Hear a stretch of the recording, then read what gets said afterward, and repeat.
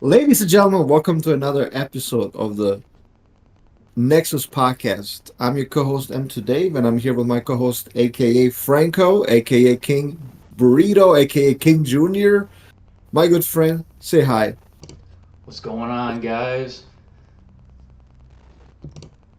We have with us today an individual, a great player, a father, uh, the one and only Flash God. Somebody I haven't seen in freaking 10 years. I'm so excited for this podcast. I haven't seen this man in a long time. Please say hi, Honeybee. Hey, what's up, guys? Thank you so much for having me. Appreciate you guys having me on. I'm happy to, talk to you guys again after a while. Well, I talked to Franco here and there, but it's been a while since we talked, Empty Dave. So it's nice to hear your Thank you. voice. Yeah, thank you. It's so good to have you, and I apologize for the delay. And the That's all audience, good. yeah, the audience will not know what we're referring to. We're recording a little bit later than usual, and I'm just very sorry about that. So I'm very, very happy to hear from you, man. I'm happy you're doing well. You and I met 10 years ago. Like I think, 11 years ago, if you really want to, make us be as old as we are. yeah, 11 years ago. I believe we met at Evo 2014. 20, I yeah, believe you mentioned. 2014. Yeah. So well, I just want to hear, man, how you doing? I know you have your own channel, and I'm sure you keep your audience updated. Just tell us like how you doing, what you've been up to. Please tell the audience. What I've been up to? Well, I'm like the only remaining Injustice 1 person that came in at the time that's actually still playing these games. I feel, I'm streaming basically every day on Twitch. I'm uploading content to YouTube. I'm doing like coaching sessions on the side. Yeah, and I'm just being a dad and a husband and just living my life, man. It's such a pleasure to have somebody still around from that era. I know you're still, in my opinion, you're still relatively young, if I may say so. But Relatively, yeah, relatively. Well, actually, it's like, relative is it's such a word, right? Because relative to the rest of the scene, I am not young at all. If we're really talking relative, right? correct, yeah, yeah, that's true. Not to offend you, No, but no, I'm just not offended, dude. People still tell me that I look like I'm 20, 22 or no, 23 no, or you, something you like look that. you look young Yeah, AF as the yeah. kids. So I'm okay about it. I'm okay about it. Keep in mind, I talk to old dinosaurs like Tom Brady, so Oh yeah, true. and Kenny, and Charles the Pig, and Playing to Win. These are Yeah, some of yeah. the people you probably competed, back in the day. Oh, So, definitely. Well, yeah, actually, I don't know if I ever played against Tom, now that I think about it. Like, I know he was playing Injustice 1, but I didn't start competing until year 2, right? And I don't think he was competing at any of the tournaments that I signed up for. yeah, yeah, you're probably right.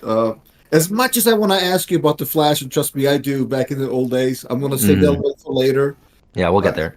yeah, yeah, I'm sure we will. I do want to ask you about. Well, I mean, let's just to hell with it. Let's start with the T1000. You said you've been using him. Okay, we're going there. Yeah, yeah. What do you want to talk about? Well, anything you want. What do you think about the character? Because I think, Lord Sonic Fox said that he thinks. I don't think I'm misinterpreting anything that he was saying, but I think he was essentially saying that he's one of the best characters in the game. Yeah, What do it's, you I do. I Sonic did tweet that T1000's like top 3 for sure, right? Something along those lines. And you right. know what's funny about that is like, we've been around Sonic now, right? For a while. Like Sonic has some, takes that sometimes are, accurate, but other times are like, in my opinion, completely off base, or just, the dude will say that there's like 20 to 25 characters that are top 10 type shit, For Yeah. me, like, I like to be a little bit more, I don't know, specific. When I say like a character's top 10, I actually mean that I believe they are one of the 10 best characters in this game type shit, right? So when he's saying like top 3, that's that's a big thing in my opinion. But Sonic will probably tell you that like 7 or 8 characters are all top 3 in this game. You know what I mean? No, absolutely. I think you're right. So, Sonic Fox aside, with all due respect to him, what do you think? I mean, you're the guest. Oh, Terminator's top three. What, you really- T1000, bro. T1000. Honestly, he could be top three. I would say the character without a doubt is top 10, without a doubt, and I would say very likely a top five character. And yeah, I could totally see him argued for a top three at this moment in time. Like he has everything. And so I gave you this little bit of just know where I'm coming from. When I say a character, in my opinion, is like top three, I really think that they're like that good. And I very much see the argument for T1000 being that good. Well, can you like get into the specs? Let me kind of tell you what I know. Maybe Franco can jump in, tell you what he knows. I'm not using the character. Obviously, I have him downloaded, and I've been labbing here and there. Um, I know he has a 7 frame punishment, which is very interesting, right? Right. Not too many characters have that. I believe the rotation is down back, 3 DX Yep. version of that. It's like Yep. just almost like a Freddy Spike or whatever. Yep. So he has that. He has standing 2, which is I think is an insane normal attack. Has a lot of It range. is. I don't think I think it's disjointed, right? So you can't really whiff punish it all that well. Yes, but it does have some recovery frames on it. It is incredibly good though. Like the range is insane. And like the fact that you can just do 2-4 and that's a -6, and then if you get the hit, you get all the time in the world to get a combo, because for some reason they made 2-4 have like the most cancel advantage in the I know. game. Like I saw it's like what's like plus 44 or something. It's something. it said it has like 69 frames of cancel advantage. So it's Okay. like you can literally cancel into Janet like Sento or puppet stance shit and get full combos mid screen, corner, wherever off of like that touching, right? And like that works with like Cyrax net, that works with like Mataro's like up tail shot that has a 3 turrets apparently, which I don't think that actually combos into like anything else in this Yeah, I game. don't think so So either. Yeah. like, that's what like it's insane, right? It's insane how much time you have off of that. But I will just say there is still some recovery. You can't just like machine gun this stand 2 out there and hope that nothing happens, because if you just whiff it, like you're susceptible to being whiff punished. Same thing as like 2-4. If you just like whiff that string, you should get punished for it. So Because it's not like a Shao stand too, like with yeah, recovery level. like, that's the difference, right? Shao can kind of just throw that shit out, right? Without really like having to care all that much. And like his stand 2 is an 8 frame attack compared to T1000 being 9 frames. Also, Shao's stand 2 has a slightly bigger hitbox on it, so it can reach a little bit further. So like Shao's is definitely better, I would say. But like T1000 stand 2 is insane. It's really good. Yeah, I think I saw. It was Foxy Grandpa. He was doing like standing 2-4 into Sonya's. Sonya rings, yeah, Yeah, that and he was like combos too. charging it, and it would dash up. Like what are these like you said, like very few things actually combo into Sonya's ring because it's very slow. Not Yep. to mention like slightly charged, and to the extent that you can even walk up. It doesn't do like that too much damage, but I guess the point is like it's very strange that the cancel or hit advantage is so tremendous, right? It's not really common in this game. No, no. So it's like I don't know what. There's a lot of stuff with this character where it's kind of like I don't know what they were thinking when they gave him some of the tools that he has, but he's fun. Like I've been using him since Tuesday, and he's fun. So I give them that. Can you talk about the other stuff that makes him really strong? Yeah. So we were like touching on the whole like down back 3 thing. So just to like elaborate on that a bit, there was 3 characters in this game that could punish something -7, right? There's Lu, Lao, and Li Mei, with Li Mei's needing the bar, right, with the special. Right. And then now T1000 joins this privileged group, right? Now he's the 4th character that can punish something that's -7. One thing that's kind of different, like about T1000 that I've noticed through like just doing some labbing and stuff though, is like he can punish -7, but he can't punish all -7. Like the range is kind of specific for certain things where if they're like a little bit away from you, then it's not gonna actually get the punish. So I feel like there's a little bit more labbing involved when it comes to T1000 to know what all the stuff are that he can actually use that move to get punishes where normally you wouldn't be able to punish something because it's not really like a one size fits all thing. Like he can punish pokes, for example, like someone does a down one against you, you can do that, but it doesn't work against all down ones. Even though all down ones are like, you know, -8 or -9, it doesn't work against all down ones. Some down ones it doesn't work against. That sounds like maybe it takes like slight travel time to like land and actually perform. Maybe Yeah, because that's I probably think what it is. when you enhance that move, there's like it's like he's like the aura around him is just so close you have to be for it to actually affect them. I don't know. Also, I learned this recently. These Ghostface players being kind of quiet about this, but stand two is 6 frames and enforcer. I didn't know that. So Oh he's yeah, that's another. true. That's another 6 frame normal that I learned about recently. I've never actually seen a match where that mattered, where that actually like came into effect, where it's like, oh man, like he just punished that -7 Yeah, because you better not he do had this back three 6 frame one. enforcer, you know. You can't use your I've back never three seen one. that. Yeah, yeah, yeah. Can't use That Garrus with back one too. reptile.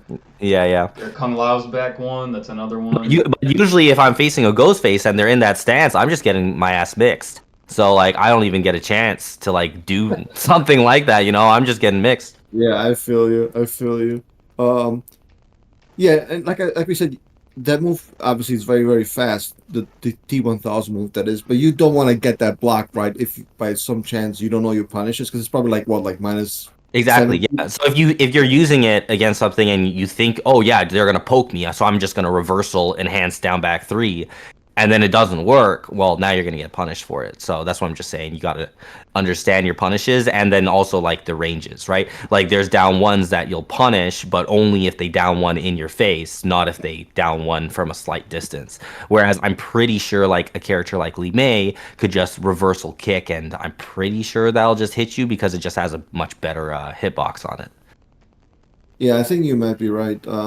Something I do want to ask you about is, and this is how I perceive the game. We could talk about that a little later. Is I think in this game you pretty much have to have strong offense. If you don't, I don't think the character can be good, especially offline when Right. something like Sub Zero's overhead or sectors. Which I will ask your opinion about her later. I believe you have to have like that offense to me is fake. 24 frame overhead. Like at a high level, people will block that all the time offline. So what are his offensive options? Can you talk about those? For T1000. Yes. Yeah, well, you know, he has his command grab, which is probably the best a command grab could really be.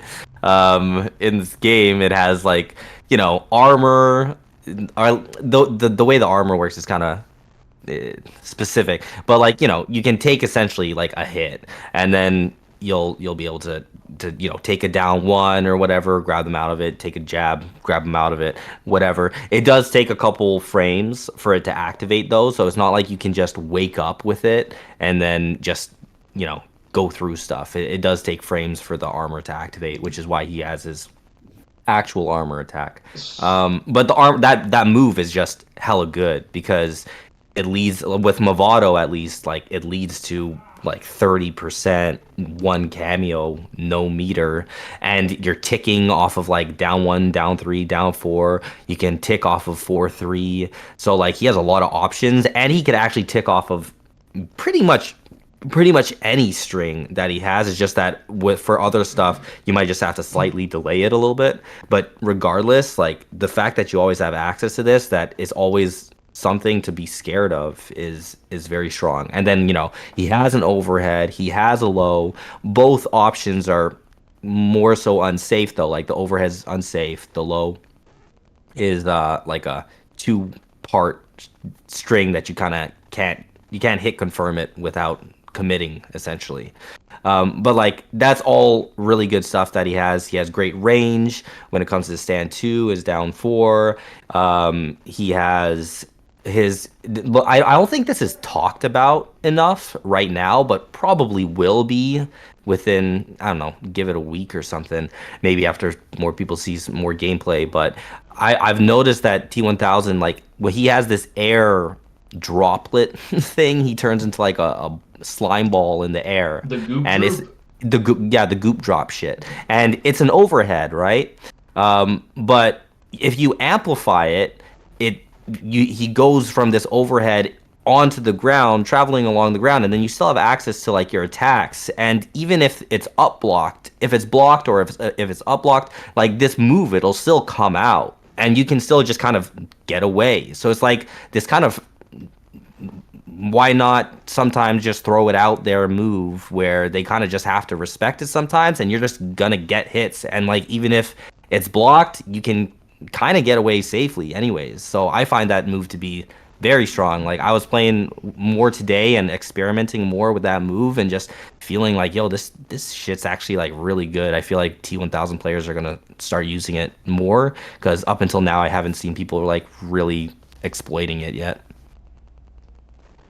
I feel like with the stance, I'm referring to the stance that gives you the command throw. I forget what it's called in the in-game move list. Um, Hmm. Obviously the command throw, like you said, arguably it's the best one in the game, which is kind of weird, right? Hmm. Uh, For his but command grab. yeah, yeah, and I think it's because it's super fast. I believe the in-game frame data says when you do it, it's like 7 or 8 frames or Yeah, something like it's that. 8 frames. It's an 8 frame Yeah, command grab. Yeah. but I don't think the other options are that strong, right? Because they don't really lead to into anything. And so I know what it's not an Not overhead. really. Yeah, yeah. Yeah. So if I were to, if I were fighting against him, this is what I've been in combat league. Honestly, I'm just like pump blocking, right? Like I'm just like blocking. I'm letting go, in case they cancel, and I'm looking for the flash. The flash, as in, is he turning metallic? Right. But I feel like if you're getting ticked off of like a poke or off of like 4-3 and it's so quick, you're not gonna react to any kind of flash. No, no, yeah, Like no. you're just straight up guessing. Yeah, yeah. It's a guess, but like I'm just gonna release block, right? And because I don't think it's not an overhead, right? So whatever the mid is, like minus 18, if I'm not mistaken. So so I'm gonna release block, and if I get hit by that move, I really don't care. It doesn't really lead into anything, right? Because it's just like a Right. splat. The Right. best thing you can do is maybe Movado down assist, right? Well, the thing is, you can always down to it, Okay. and it'll like beat him. But I guess I haven't tested, but I would think it's possible that maybe you could try to down two, and if he grabs, maybe he'll grab you out of the down two type Yeah, yeah, thing. You know? yeah. I wouldn't want to do that because I think it's too slow. Because again, we're talking about a freaking 8 frame command throw, so you're not gonna be able to react to that stuff. There's no way. But you might be able to release block in time and punish him. Yeah. And if you get hit by, I don't know, for example, the mid, right? Like, who cares? It's not that big of a deal. And that's at least how I've been fighting him. And so obviously super initial, super week one meta, anti meta, I should say.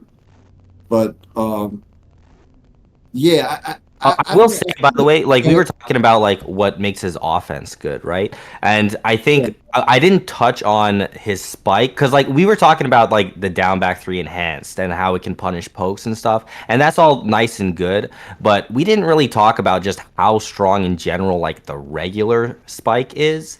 And I think because like that spike is like a potential top one move like in this game type thing, like it's at least a top five move in this game just because of just how versatile it is, how much options it covers, how much it controls the screen. And when you have a cameo like Movado that you're always going to confirm if that shit hits, you confirm into one cameo for 30%. And this spike, like, dude, it's travels like, I don't know, at least 70-ish% of the screen. It's pretty much safe against most characters from like if you space it out correctly, and it just controls so much space, right? So if your opponent can't just zone you out, they're forced into just playing your game and trying to go around the spike that's just always on the ground. They have to try to jump, but then T1000 has such a great anti-air with his stand 2 or even his down 2. So like he can play that neutral game and force his opponents to come to him. And then like the spike as well is like low profiling like other projectiles on top of that because he's going down. It has 2 hits which can also armor break. Like it's doing everything. It's 11 frames startup and like yeah, minus 16, but minus 16 when you're like, 70% of the screen away. Most characters don't have an option Yeah, for the that. only thing I can think of who can punish you probably every single time will probably be Quan Chi, right? With standing Yeah. for. Yeah, I think Quan Um, Chi, but if Quan Chi, I played the matchup a little bit. I haven't done it extensively, but I did notice that if the Quan Chi ever tries to stand for and doesn't get the punish, then I can just spike again and then punish them for oh, trying to punish me and failing. that's, yeah, that's crazy. Yeah, but that, or like Me, yeah, Johnny can like almost always punish, or like Xiao is actually very good for punishing it because his axe is 8 frames and goes so damn far. yeah. Yeah, Shao, I would assume Cage, right? The Shadow Kick, because that goes really fast. Yeah, Probably that, yeah. But yeah, like you said, it's that, we're talking about like maybe like three, four characters at the most, so it's yeah. It's not that it's big of, yeah. Yeah, so I'll a be, lot of characters don't have great options against it, which makes it a very very strong button or option special move. yeah, I'll be honest. I haven't fought T1000 yet. I kind of just been labbing like a lot, just in preparation of Texas Showdown. So like I haven't really like I've only seen like Twitter clips really. But yeah, Hmm. that spike seems like it has the god property or something. Like Yeah, you should play mine. a bunch of Aziz's videos have just been punishing everything that it could punish, and I'm just like, Jesus, this is like Lee May Part Two plus Yep. like Universal Command Grab, which a lot of these command grab characters are adding in, which I do welcome. I love grapplers, but they can just tick throw off of anything because they're going into a stance that has a grab option, which means you can delay your grab, which means you can pretty much tick throw the second your opponent's not in block stun. So Hmm. it's not like a set startup frame, like it's not like a 17 frame command grab all across the board. Like you can make it 13 frames, 8 frames, whatever. So like Homelander, Ghostface, and now T1000 have Yep. these command Yeah, grabs that can be exactly. And used like after anything.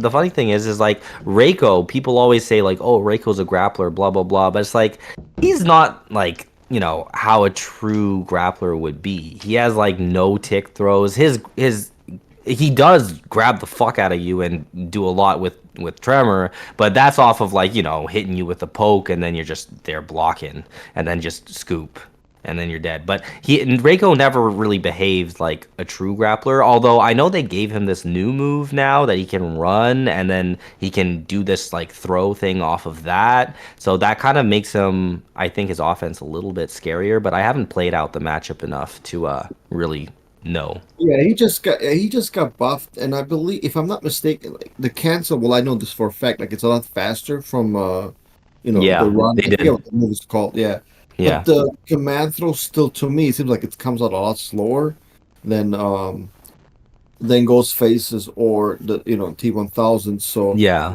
I don't know what to think about that character, honestly. Again, he just got buffed. He got more health. He got the faster cancel. He got the cancel. If you run and press one, he will essentially do that the aerial command throw. So he's got some nice buffs, but I don't know if it's enough. And I mean, you've been playing fighting games for a long time. Well, both of you kind of have at this point. At some point, like these archetypes that kind of overlap, and by definition, one is kind of better than the other. So if I'm trying to play a mix-up character, why would I use Reiko when I can use Ghostface and now potentially T1000? You see what I'm saying? Yeah, yeah. No, I see what you're saying, but then always like in my eyes, there's always like all these other, strengths or weaknesses of a character to still consider. Like, how Reiko has just better range for things, or he has his stars, even though they're not as good, they're still usable. So I don't know. There's a lot, in my opinion, to like think about in terms of like why just play Reiko when you could play Ghostface, for example. So let me ask you, because I know you want to talk about this. We'll return to T1000, because I think there's more to discuss. Sure. You started also, at least from what I've seen from your channel, your YouTube channel, that is. as a reptile player. Then you kind of picked up new when he came out, and Right. now you're using the T1000. Right. Um, Let me ask you about reptile and where you think he stands in the current meta. Man, there's so much to say about Reptile. Can I tell you from the start?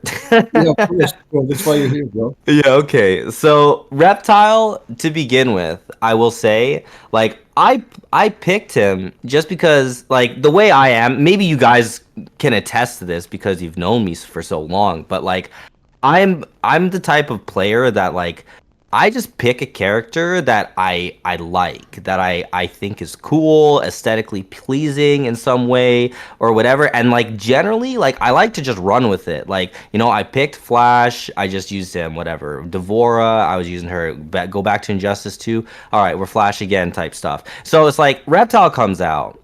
And I picked him because I just wanted to play Reptile. I think he's a cool character, and I saw the trailer. I thought he looked great, whatever. I just wanted to play him.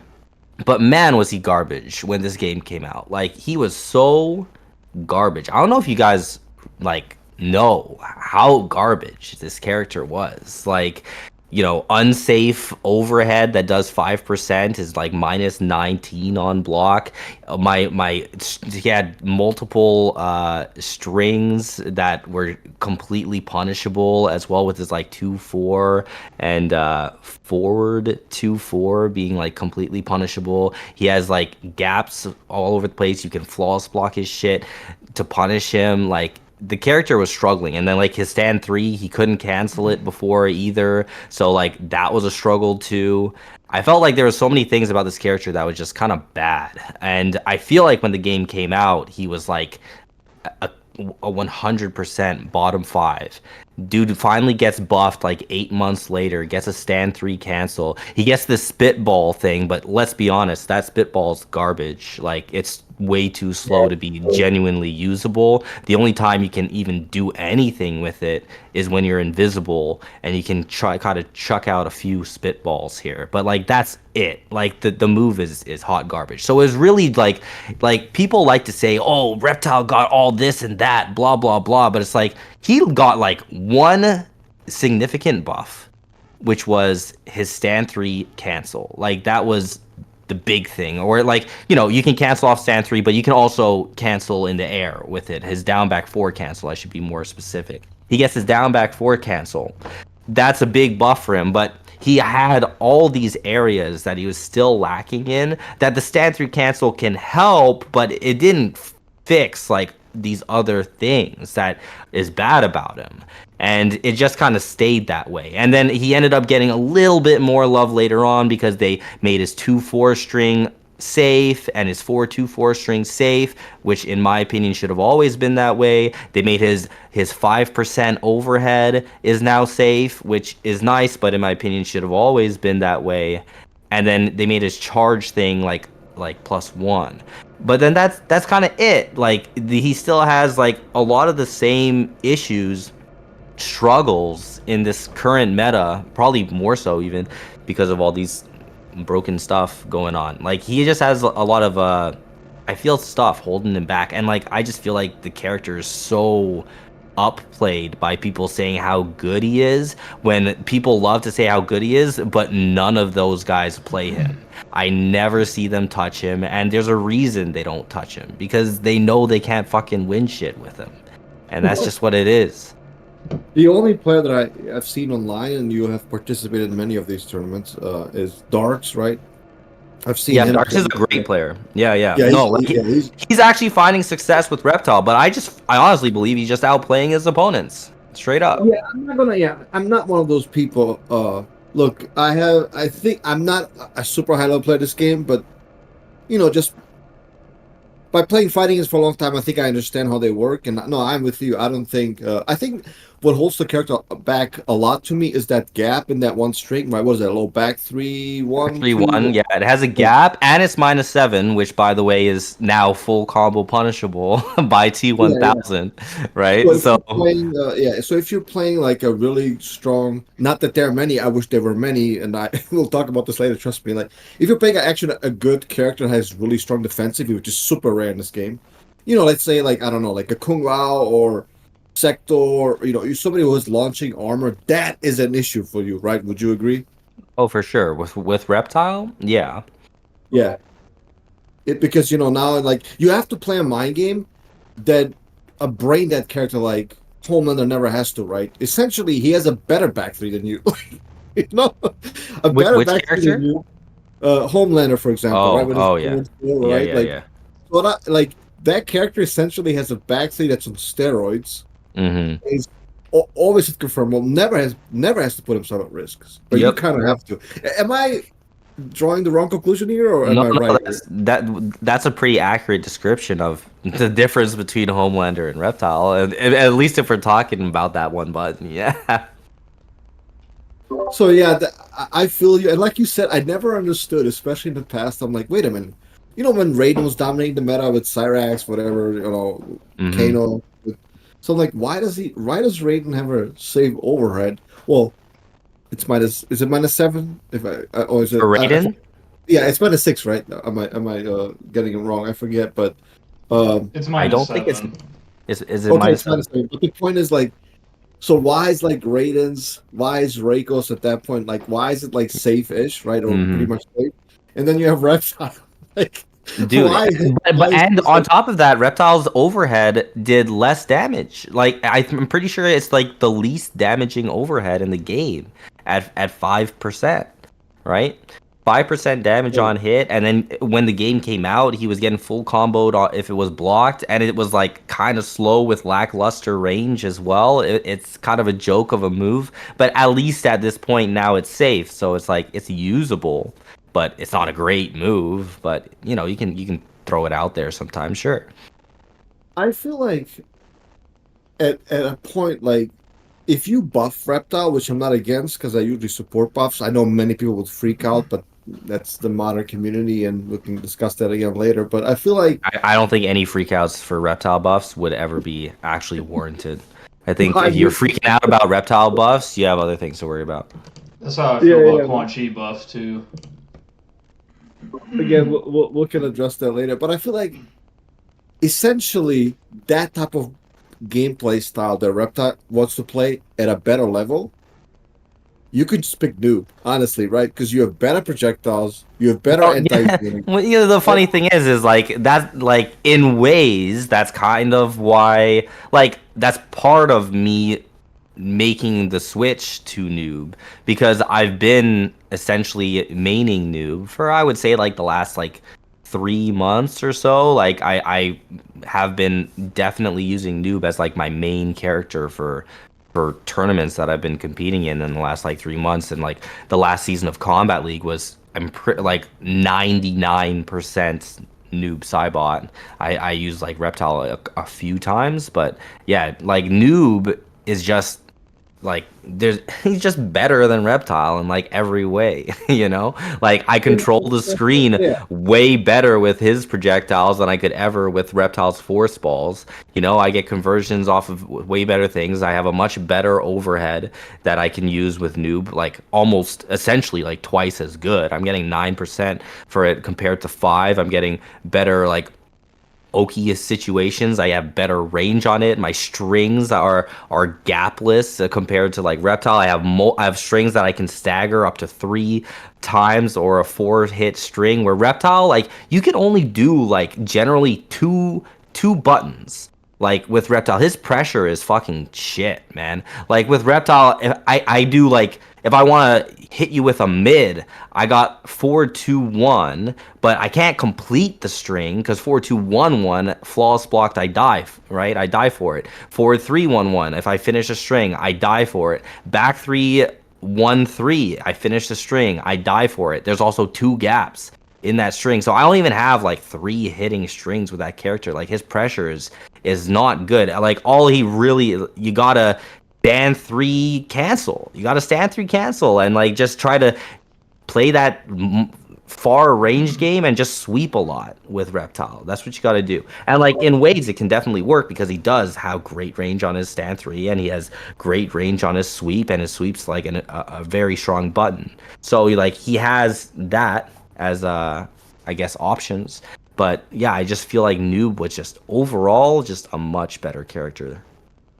Oh yeah, there's no question. And I think if you use like Janet, you even get to combo from his overhead. And it's just insane to me that they buffed that. Like when there are a Yeah. lot of other characters like But dude, Reptile. that's it's funny because it's like you saying how it's insane to you that they did this or they did that, but man, isn't that the theme that we've had for this whole game? I just feel like there's always these super questionable decisions being made when it comes to like changes because I never see these patches as like a quote unquote balance patch because there's no balance being achieved or attained over here. It's really just a patch to just change things, right? Like let's just change things, shift up the meta. Sure, we'll make a character that's winning everything. We'll make that character maybe a little bit worse, but it's not balancing the game. Like there's so much stuff about the game that like in my opinion could be much better balanced.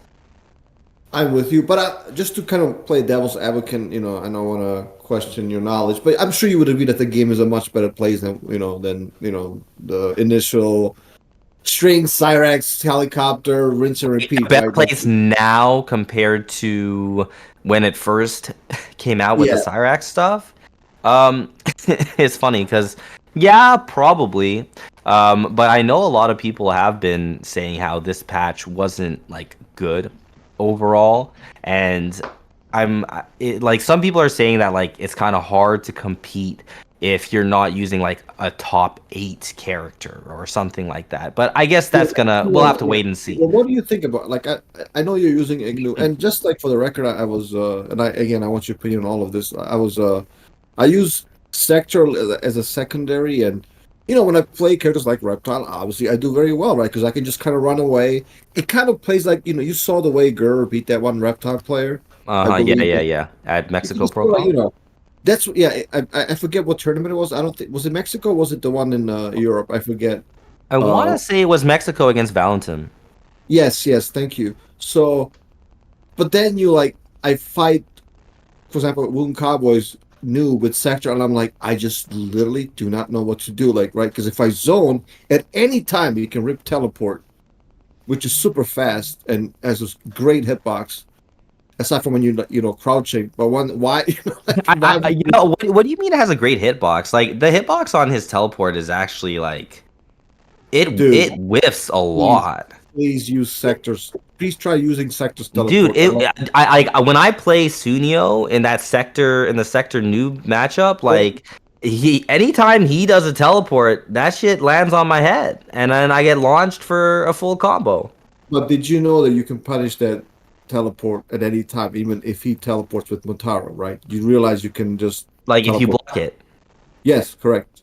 yeah. If I block it, sure. Like I could punish it. I think that matchup is terrible. I don't think you can. You think it's terrible for Oh yeah, sector? it's easy 7-3 I because wow 7-3. yeah, Okay, I'm sorry, yeah. but we definitely are gonna have to agree to disagree on that. seven Well, three, I'm not a glad you're here. chance. Let me tell you my reasoning, and then maybe Franco could jump in and confirm. He could be the arbiter. I think that Sector is easily the most overrated character in the game because first of all, there is a difference. I'm sure you agree when you play this game online and offline Well, because the funny thing is I have no opinion on that anymore. I'm purely an online player now.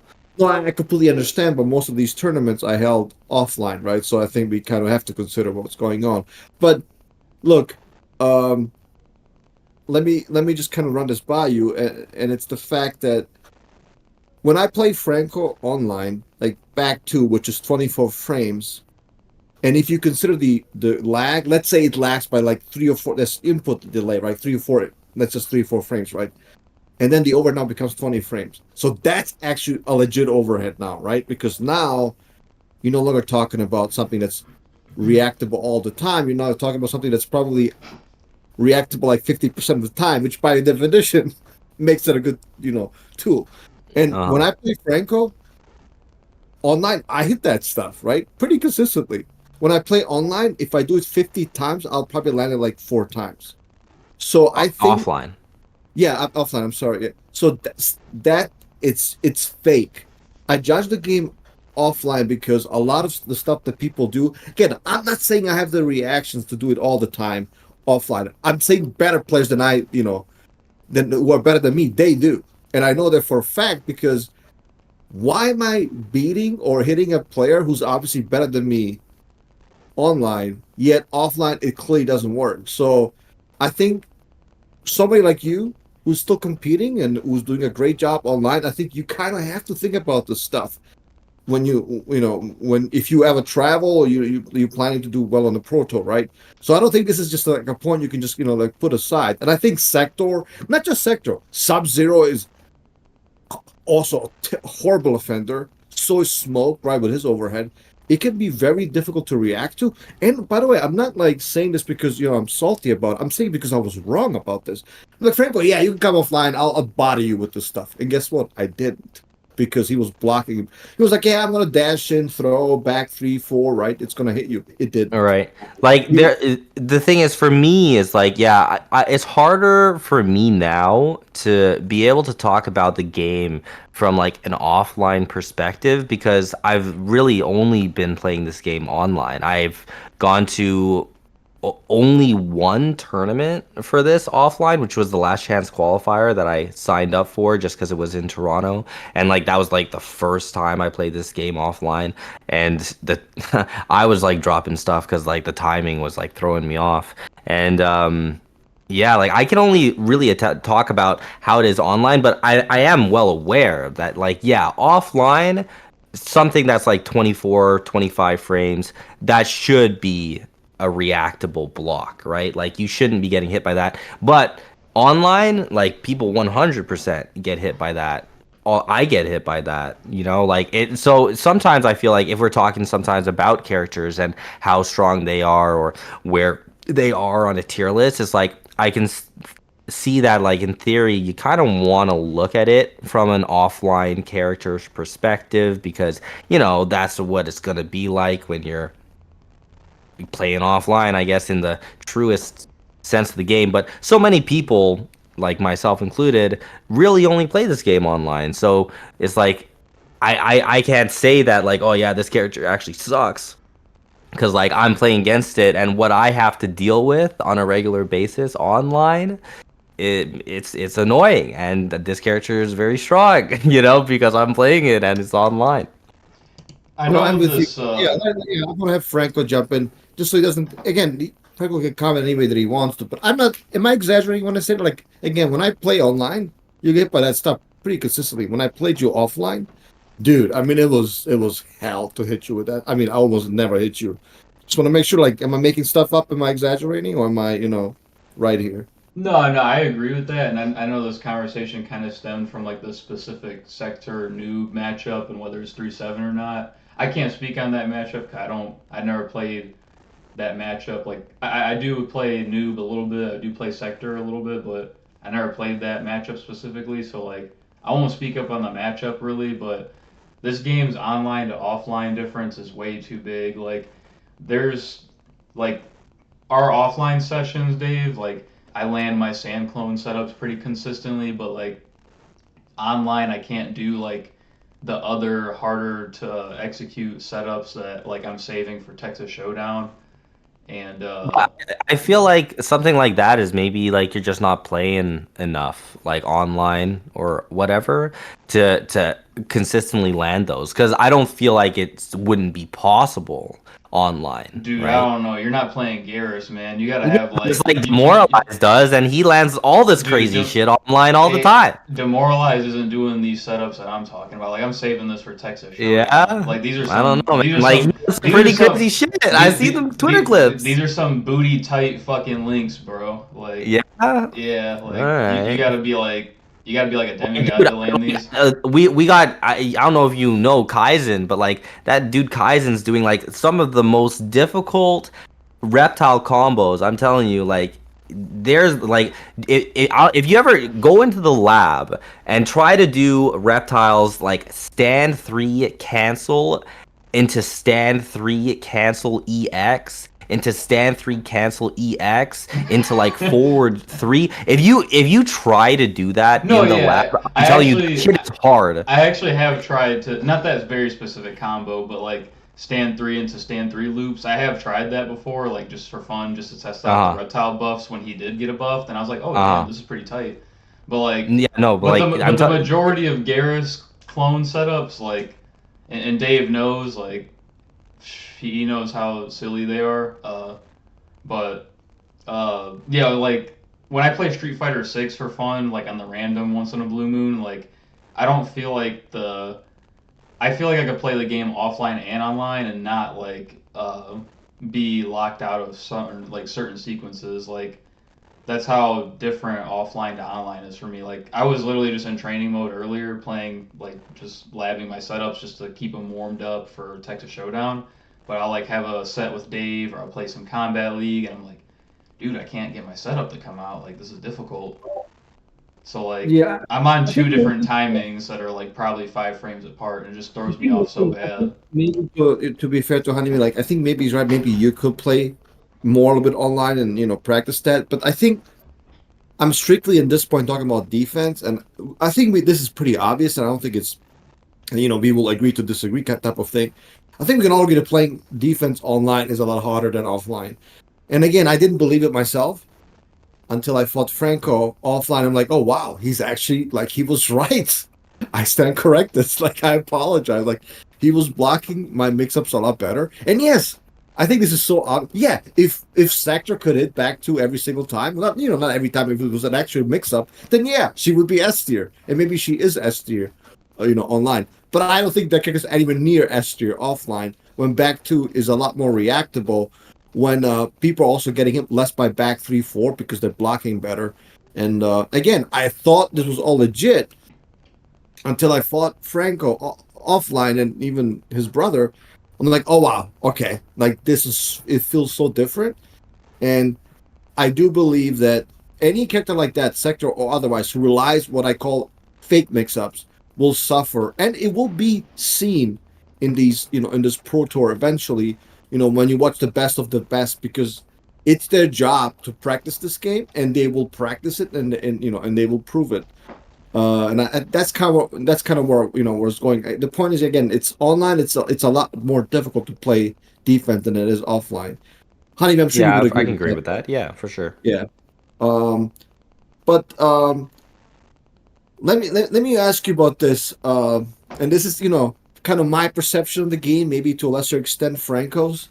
The way I like to play, and just to give some more credibility to my argument, I guess doing like a player like Cabo likes to play, Tom Brady. I feel like Uh-huh. this game absolutely like slaps you in the face if you're trying to play too defensive. It's insanity, because you're like, Like keep away zoning, like yeah, yeah, Sunio yeah. type. Like I'm not saying it's that type of gameplay should be like Injustice, because I don't want to play Injustice for another like 2-3 years, right? I'm okay with playing something different, and I'm not saying we should all have Peacemaker back, but dude, this game is brutal. Like if you're trying to play like that gameplay style, I know this. I can't talk about it publicly. I'll leave it at that. But it almost feels like they don't want you to play like that at all because the game is designed as such. Do you agree with that, or do you disagree? Not really. Like I don't know, because essentially what you're saying is like you feel like you can't play keep away like as much as you would like. Is that what you're saying? Correct. And I think, Because uh, like I don't know, I feel like when it comes to like tournaments, I've seen I've seen like a few tournaments where like for example, if it's like a Sindel mirror or something like that, like it's pretty dry, like they're just staying away from each other, chucking their hair projectiles and whatever for basically the whole time until time starts running down, and now we're at the last 20 seconds and they're kind of forced to like do something. But I've seen that, like, this is and where I have to disagree with you immediately. Do yeah. something. By do something, you mean doing essentially unblockables. and then looping Yeah, it, which is well, yeah, sure, but I just mean like they have to close the gap because that time is running down. But like I've seen like the matches a lot of times where like the clock will run until it's kind of really low because it's just being played at a very slow pace. So I don't know. I feel like it's still there. I don't feel like I need to see it more than I do. So I don't yeah, feel like yeah, sympathy really for yeah. you're wanting that type of style. No, I don't think it needs like massive buffs. Like kind of like how Havoc went from like low tier to the Uh-huh. I'm not. That's those are not the buffs that I'm referring to.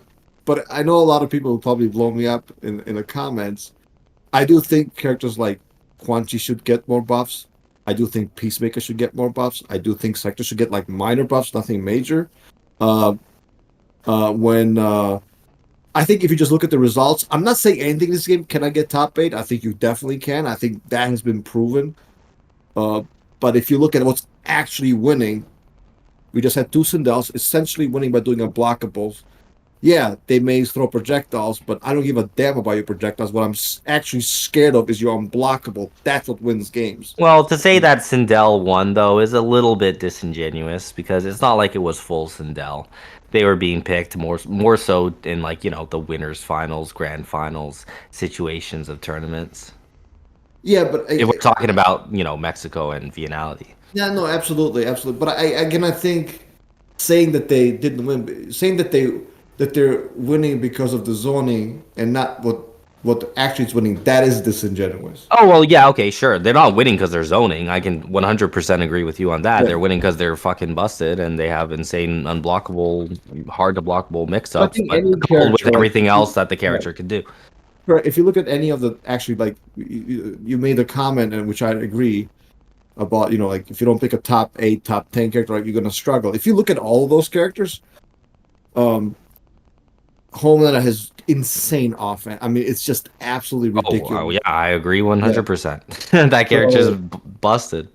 and then Havoc is I still can't crazy. believe it. They nerfed him that he used to that forward four used to be a low, and it's like they changed it to a mid, but it's like, did it really matter? Like, I don't think so.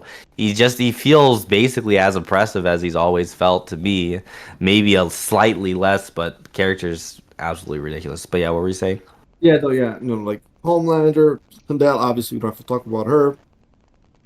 Havoc, doesn't necessarily have the best mix up, right? But when they like start doing instant aerial dive, I mean, dive, you can't react to that, dude. Oh, It's to so Havoc?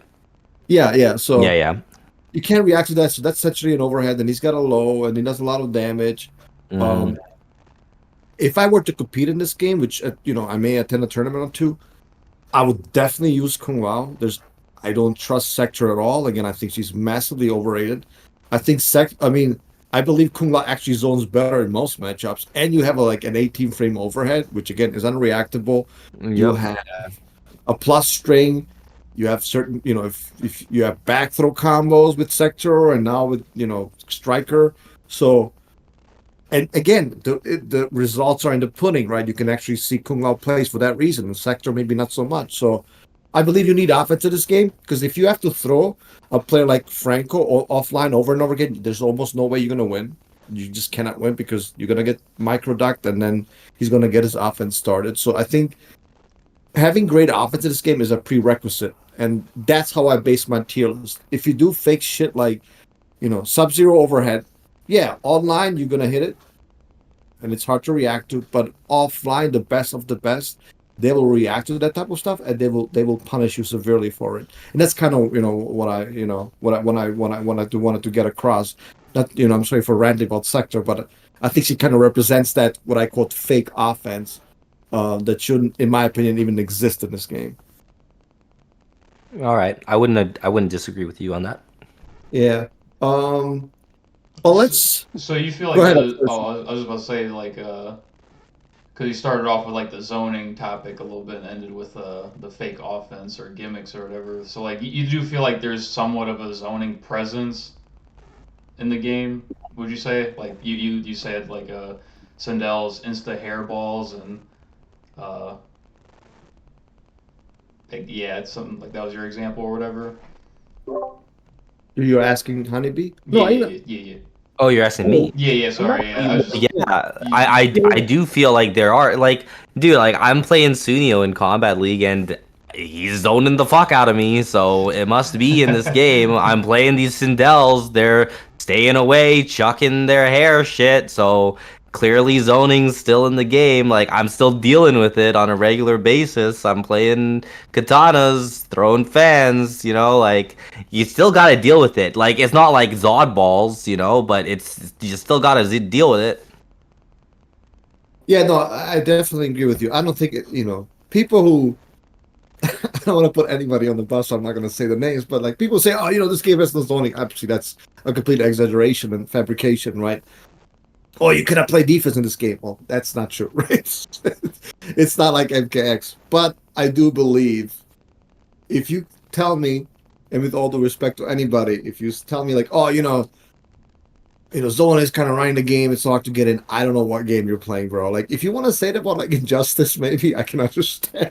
Yeah, I would This, definitely not say that zoning's like running the game, but thank God, thank God that it's not, because honestly, to me, that's just very boring. And like, I understand some people like that play style, gravitate to that play style, and there's a space for it, but I definitely don't think that should be what the majority of people have to deal with or spectate when watching a fighting game would be just mainly zoning, and that's kind of like how I yeah, see it. yeah, no, I'm with you because I don't want this game to like be as slow as Injustice 2.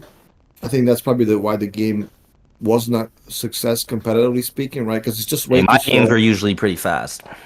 What's that? My games were pretty fast. I'm playing the Well, yeah, Flash. yours were. My shit was like high octane, type shit. I'm always in your face. I'm always trying to get in. So I never really saw that argument as much because it never felt that way for me. Yeah, but like if you look at like I don't know, like an Atom match, Injustice 2 or Starfire, or at one point Captain Cole with stuff the Sonic Fox was using. I mean, that was pretty fucking crazy. So I'm not, I think there has to be a balance. And in my humble opinion, this game has a massive defensive problem that I think needs to be slightly adjusted. Not like again, slightly is the key word, not to a great extent. And I think I have kind of the results and speaking of term results, kind of going to prove my point. That Sindel stuff, the Homeland stuff is absolutely ridiculous. I'm not saying nerf any of that because I don't really like nerfing stuff. I think it makes the game boring. But I think again, Quan Chi, he's good. Should he receive as many buffs as like Franco was? Hell He's not no. good. He's not good. I don't agree with that. Unless you want to fight a match What's with your what's your guys' Honan. take on health values? Just make it 1,000, and cameos don't affect that shit no more. What do you guys think? I'd be Franco, you down with go. that, honestly. Like, I know I'm using Garrus, so my dumbass gets to rewind time in some cases and get the I, health I back. think But I think like for Gearus, like for the characters like Natara and Gearus that would benefit a lot from that. I would think like maybe just scale their damage back like a little bit, shave off a few percents from their B&Bs or something like that, and I think then it would be fine. But I mm, don't think that they need to give anything to, like, for example, Havoc or Shao, where like for some dumbass reason they have 1100 base health when they're already OP as fuck. It's just like I don't get that at all, and like it just makes absolutely no sense. And then you're slapping like a cameo that's giving them even more health on top of that, and now you're dealing with a character that has like 1150 or 1200 HP, and I'm out here with my 950 HP character, and I'm just like, what is this? Why am I at a 20 to 25% health disadvantage every single round? Like, Well, you kind how of is go that back okay? to the. Well, it's not okay, but you kind of you go back to the point that I was just making. So ironically, I think we do agree, and it's the fact that it's this, right? If let's say you're using a cameo that lowers your health, then by definition, shouldn't that cameo be better defensively, right? But the game doesn't let you play defensively. The game wants you to do hard to blockables. The game wants you to do 50-50 mix-ups. The game wants you to do, staggers nonstop. So that is the problem that I'm trying to address. I'm not against necessarily changing it because I do think it adds variety, and I think this game, any fighting game for that matter, I think needs more variety. That's why I appreciated Injustice One because the characters were so different from each other. Not to Hmm. mention MK9. So I don't think I would change it, but I would change the fact that again, I'm not talking about like make the game slower, make it play like Injustice 2. I don't want that stuff. I think those certain games are way too slow, and like you said, it just makes it boring. I don't want to watch something that's boring. I don't want to play a game that's boring. But we're referring to, at least I am, to like slight adjustments. Um, if you, for example, why does Kano lower your health for absolutely no reason? Well, Like, that just if you goes hit, into what I'm saying, that I think yeah, everything should just be the same for that, for health. yeah. I feel like we're kind of going in circles, but no, yeah, I'm not necessarily disagreeing, but he's like a mid-tier cameo. I'm sure you would agree. At one point, maybe in the beta, when there were like four cameos or whatever, he dominated the meta. But like, why is that even a thing? Like right now, he doesn't like. I can understand why Mavado should lower your health because he's like a top tier cameo, right? And he should have some kind of Yeah, penalty. So he should yeah. have some kind of penalty. But Kano, But it's like, see, that's the thing though, is like, I can see, because Movado 100% is an amazing cameo. Like, that's why, like, the dude's like literally my main cameo. I use him with Reptile, I use him with Noob, I'm using him with T1000. I think he's a great cameo. Perfect cameo. And like, I understand, like, yeah, he's so good. Okay, make him lose 50 make you lose 50 HP, but it's like, Tremor is also an amazing cameo. You're getting a lot of utility from him, and you're getting all this shit, but he's also giving you 100 HP? Like, why? Farah is a great cameo, is given all this shit. Oh, but she also gives you 50 HP? Like, it just, to me, that just makes no sense. It's like, I can understand Movado making you lose health because of how good he is, but at the same time, it's like, well, Tremor's also really good. I feel like maybe he should make you lose health, or at least let you not gain any health. Like, to me, it's like there's stuff like that when it comes to balancing that just, it just makes, in my opinion, just no sense at all, that the health values need to be different. Yeah, like it's definitely harder to balance, and I guess if I had the choice, like of no health values or like having those health values, like for example, like Pharah getting health or giving you health as a Scorpion player or like a Homelander player, like you're like, oh fuck yeah, that's awesome. But like the opponent's Uh-huh. like, dude, why do you get extra health? But like Uh-huh. for someone that doesn't synergize as well, Pharah, like I'm not like Garrus is pretty good with Pharah, but like it's not his best cameo. But like that plus 50 health on Garrus with Pharah doesn't seem as oppressive as like maybe it would with like Natara, Homelander, Yeah, Scorpion, like but see, like that's those just the pairings. point that I'm getting at though, is because you're using these cameos like for whatever character, it's gonna complement them, right? Like, you're using a character and you're gonna use a cameo that complements the character in some way. It makes like them, their tools better. You can get more out of things and whatever, and that's why you're choosing this cameo. So it's like, for every character, pretty much you're gonna use a cameo that's gonna help you in like some capacity. So why am I having to lose HP if I'm using Kano or if I'm using Striker? Like, maybe now Striker makes more sense because they gave him this new thing, but it's like Goro, Motaro, like all these cameos out here making you lose HP when you just have better cameos that are just then doing more. you can see Motaro though, because I'm going to say Yeah, this just yeah, yeah, Motaro is like like some. Oh, sorry. yeah. Let me just say this real quick, if you don't mind. Like Motaro is like essentially like more of a like a zoning slash runaway cameo. I do think you should take less health, right? Because that's the type of zoning we don't want to like. We don't want any character to play this way, to synergize with that, right? So that goes back to your point. To be fair to you, so I think he should take less health, and I think that's completely justifiable. But Kano, like, why? Like, But what does he do now that that deserves him to have, you know, uh, 5% less health? And by the way, just to get a reaction out of you, remember when Farah actually gave what was it, 100? 150. 150. 150, Yeah. dude. Yep. And Movado took away 100 when he came out. Like, Yeah. That was I dude, don't know. crazy. they're That just Farah was tossing out dumb health values everywhere. That doesn't make sense. Yo, Scorpion cameo, he needs some love. How about he gives you 100 health? Because why not? He's not doing enough. It just doesn't Yeah, make sense. Yeah, I, I think the fair health enough. values are definitely harder to balance. That's where like if I had the choice, I'd probably say like no health values. But it is when you do like the health values, it is a lot harder to balance because obviously certain synergies work better than others. That's just my opinion on it. Yeah. I don't know. I just think it would be I think the game would just be in a overall better place if all characters was 1,000 HP.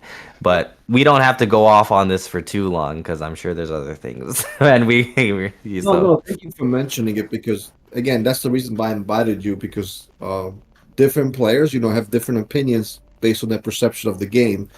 And obviously, I have different opinions. Frank has different opinions. So yeah, again, it's a pleasure to have you. I'm for having a great time discussing this issue. mhm. Let me kind of ask you. I want to go in a couple of directions, and we don't want to keep you too long. Uh, Tell me which characters you dislike fighting against. Maybe give me like five or six, whether it's online or offline, based on any gameplay style. Kind of give me like your perception of the game and what you think. What you think.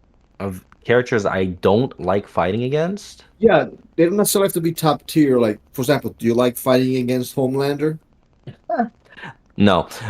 Like I think a lot of the times I actually find that fighting characters that have Sector as a cameo is just incredibly annoying because that double Homan missile rocket is just pretty fucking busted in my opinion, and it's just allowing too many characters to just safely mix you, and if you guess right on the mix, it's still their turn to mix you again, and then you just gotta be guessing like too much, and it too much fuck neutral, too much just let me just teleport my way in and do this. Let me just do whatever my way in and do this. That shit's hell of annoying. I think Shao is very annoying, and now it's just more annoying with the buff that they gave him. So that doesn't really make sense to me. I would need to pull up the roster to look at all the characters, but Homelander is definitely not fun to play against either. What But about like maybe like more of a mid-tierish high mid? Do you have fun fighting? Since you mentioned Sector's the cameo, do you like fighting Raiden? Because that's a cameo that dude, Sector. I hate fighting Raiden Sector. Like, because it's that same type of shit I'm saying where literally it's just homing missile, double rocket, teleport in, guess. And like, if you guess right, it doesn't matter. It just means you don't get to punish nothing. You live to guess again. That's all it is. I'm gonna have to ask you. By definition, I have to ask you about this next character, Kung Lao Sector. Yeah, what about it? That You, shit's you, annoying too. Same shit. You're just out here guessing, right?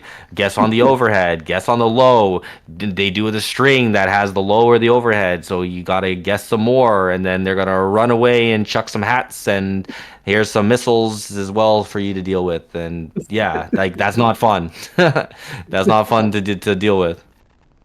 uh, Tell me your opinion about maybe a character that I just despise. How about Nitara? Is she fun for you? Um, I was actually kind of enjoying playing against Natara when I was using Noob. Like I've been using Noob, but like this past week I've been just on T1000. I played a few matches against her with T1000. That didn't seem very fun. Um, I can't really control her in the air at all, but with Noob it's kind of enjoyable for me. It's How do just you that how do you control her with noob in the air? air straight clones. Oh yeah, Yeah. yeah, yeah, yeah. Yeah, and like instant air straight clones like can really like keep her in check when it comes to just her flying around everywhere, and then it becomes a little bit more fun. But then at the same time, it's like generally when you get hit by Natara, you got hit by some bullshit, like some fucking dive kick, like throw it out there, EX dive kick, no risk. I hit you, so now I get like 45, 50%. bullshit. And like that's not fun. That's not fun. And like losing like that's not fun, but winning against it feels great. Can I she jump assume. over? Let me ask just one quick question, Franco. Can she jump over the aerial clone? I know there are like certain projectiles you can just jump over, like when she like It double jumps. against I hate Newt, that. Yeah, does can she do that against him or? against his air straight Yeah, clones? Like correct. yeah, like if I'm, let's say, do it too low and then she's above me, like that's Okay, totally possible, all you right. know? Yeah, I wanted to Yeah, say, I assume you're using Movado with Noob yeah, still, right? yeah, Oh, yeah, yeah, yeah, so yeah. you're probably getting some nice conversions off of Yeah, that. because then if I get the hit into Movado and then one bar, I'm getting like 28 to 30%, for that, and that's like anywhere on the screen.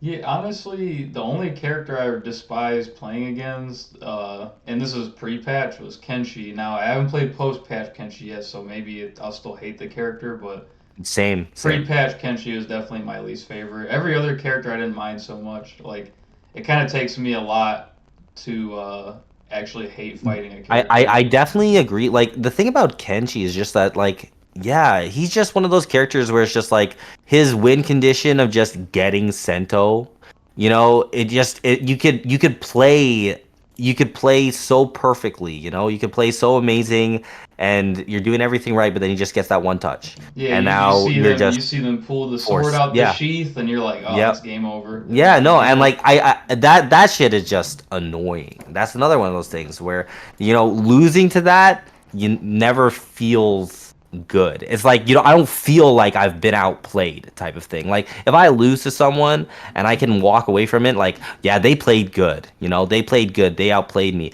I never feel that way if I lose to a Kenshi and it's just because they got Sento out and I fucking had to guess for 15 seconds, but I guessed wrong the fifth time they went for their lows or overheads. Like I don't feel good about that. That's just bullshit.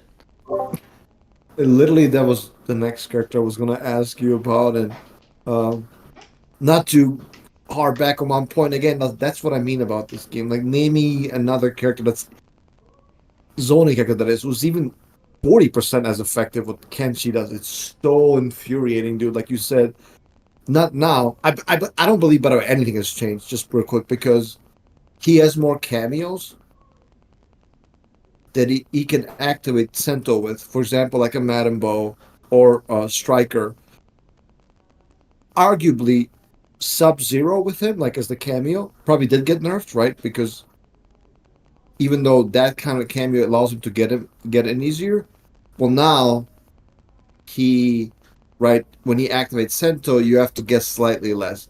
But the character is still so annoying, man, because now they're using Striker, Uh-huh. and they may have setups to break your armor with the multiple shot, or I believe he also gets a throw combo with the machine gun. So it's just like, man, oh man. I think he kind of represents to me, in my humble opinion, everything that's wrong with the game. Hyper offensive, representing MKX types of just nonsense, dude. This is just nonsense. At least MKX at some point like had armor, launching armor, it was safe. But this game is not like that. So why am I guessing for like at least pre-patch for 15 seconds? It's not that type of game. I'm not playing Zod, bro. I'm not playing Freddy. Why am I, or even Trevor on MKX where I'd save armor, right? Why am I guessing for so long for no reason? The game doesn't deserve to play like this. Again, I don't mind it, but if you're gonna make me play against that, give me the Zod zoning, give me the defensive options. And I'm sorry, maybe I was, inarticulate. That's kind of all I meant, right? Like, if you're gonna make me play against this bullshit, then give me the proper tools to deal with it. That's kind of where I was going, with my argument earlier. And I'm sorry Right. if I To like keep them at bay so that you don't have to deal with it exactly, type exactly. thing. So, Yeah. let me maybe mention a couple other characters to you. What about Cyrax? I hate her as well. Oh yeah, She's no, she's yep, no. That's another one of those ones that definitely not fun. I would definitely have her in like my top 5 of not fun to play against yeah. characters. Well, let Dude, me. if I'm ever doing viewer sets and someone comes through and they're like, I'm like, who you play Cyrax? I'm like, I don't know if I want Well, to play you right now. Like, yeah, that's not fun. well, speaking of another hyper bullshit character. Oh my god, I also hate Ghostface. Oh my god, it's so annoying. Yeah, like getting vortex by him is definitely not fun either. Yeah. Yeah. Um, Let me get your hot takes if you don't mind asking about maybe some top 10 discussions. Are you okay with that if I ask you? Top 10 what? Like top 10 Characters, characters? forget about the hatred aspect. Just characters you think like are gonna dominate. Because you mentioned earlier, like people are saying, "Oh my God, the top eight. If I don't pick these characters, I don't have a chance to succeed in the Pro Tour or even a Combat League." So let me Yeah, ask well, you about. I'm gonna say I don't fully agree with that. I was saying Okay, fair people enough. say that, but I don't Yeah. fully agree that you need like a top. Like I think even like in the top 15 area, you can totally do well or whatever. And I do still. It's like obviously you get an advantage out of like using a top tier character, but I do still believe that you can win with anyone if you're you know good enough and you outplay enough. It's just that sometimes you don't always want to have to outplay all the time in order to actually win something. Yeah, I'm with you. So I know it's super early. The game just had a consequential patch. Let me ask you who you think like are the top 10. It doesn't have to be necessarily top 10. You can mention top 12, whatever honorable mentions, because Like you I'm are, I'm I'm looking at the roster yeah, right now. because you're a top player, and what you say matters, right? Me, not so much. Franco doesn't compete online as much, even though he's a great player as well. So I'm very curious what you have to say about this topic. Or maybe I can just name characters to you, and you can say top 10 or not. You want to do it like that? If you don't have, I can give you like a yes, a no, or a maybe. yeah, yeah, let's do that just to make it more interesting. Sure. Uh, and again, I may mention some characters that are kind of obvious Or and other like I ones that can are say not. arguable as well. Yeah, yeah. What like Rain? Is he top 12? Is he top 10? What do you think about a character like him? See, it's like Rain. I think he's a really good character. Especially like with stuff like with Janet. Like I played Trash quite a few times, and every time I play him, like he's making Rain feel like he's really good. Obviously, I'm coming from my perspective, right, of whatever character I'm using. I don't know all about what are Rain's bad matchups and stuff like that. I don't really talk about all that, but from what I experienced against Rain, I feel like he's good, but I wouldn't say Rain's a top 10 character. Like, I do think he's very good, though. Yeah, I'm with you on that one. Let me ask you about, well, Noob. Noob. See, I felt like it's kind of funny how Noob's kind of been like all over the place. When Chaos Range dropped and like Noob, Cyrax Sector, they all come out. The initial takes was everyone was saying Noob's was kind of bad. Yes. Like that's what I've seen everywhere. They were saying Noob's bad, Sector Cyrax good, whatever. And then not a whole lot changed. It's just they just changed Noob's overhead from being a splat that you could get a safe jump to now has a different animation that some cameos allow you to get a combo conversion. But I feel like Noob is more or less how he's been, and I see him as like a top seven, type of character. And people would say that he's like top three, top five. Some people would say he's top one, but I don't know. I kind of saw him as more top seven type of character. I'll ask one more, and then I'll let Franco jump in. Just I'm not hugging all the spotlight with you. Kung Lao. Hmm. I feel like, man, I just feel like he's so annoying to play against, but I can look at the all the other characters in this game and I can't definitively say that he would be better. Like I would say he's like arguable top 10 maybe or yeah, just outside of it or something like that. Can I continue Yeah, the roster? yeah, yeah. Or Please do. Yeah, pretty much just okay. want to say like we pretty much agree. Like I would Okay. essentially wouldn't change anything that you have said. So, but yeah, Franco, go ahead and jump in, please. What do you think about Katana? What's funny is one of my mods, Inevitable, loves to downplay this character. Loves to say how bad she is and whatever.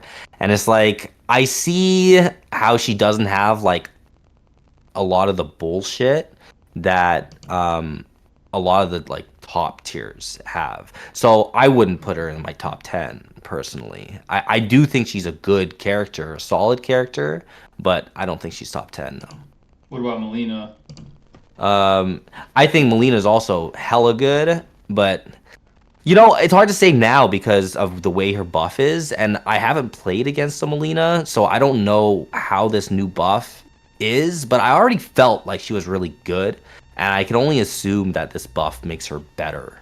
So, like, I think it's definitely an arguable top 10, I would say. Fair enough. Yeah, I did give you characters that did get changed. Like I hear Katana players like are super Apparently, distraught she like lost some, about the yeah, she lost some damage. damage on her B&B in the corner, apparently with Jax specifically. Yeah, I heard Yeah, some yeah, combos got damage nerfed, and some are even like a little harder to do now for some reason. I guess like Hmm. backwards fan got like an adjustment.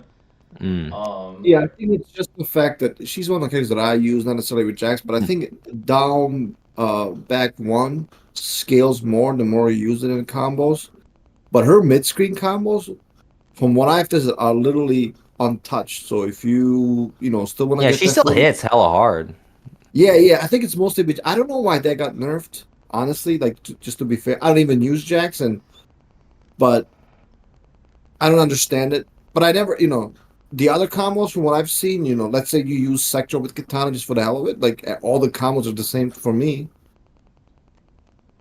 yeah, apparently, like there's a lot of stealth changes, which I disagree with. I don't know why there's so many undocumented changes. Like, I don't Yeah. know if there's somebody like just sneaking in changes and not telling anybody or something, but um, yeah, like I heard double missile got nerfed with like Sector cameo, damage wise. I don't know if that's true or not, but I got two other characters in mind. One of them that didn't get changed in the patch, so maybe you have a better idea of what they could be in your opinion. But Ermac, Ermac, I think Ermac's top 10.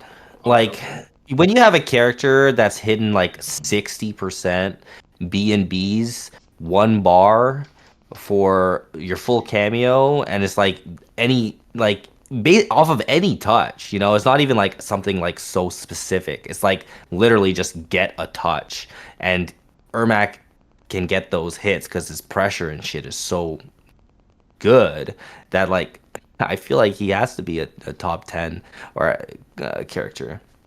And the last character, Garrus. Is Gear's top 10? No. Yeah. Okay, Gear's isn't okay. top 10. Good. I like to hear that.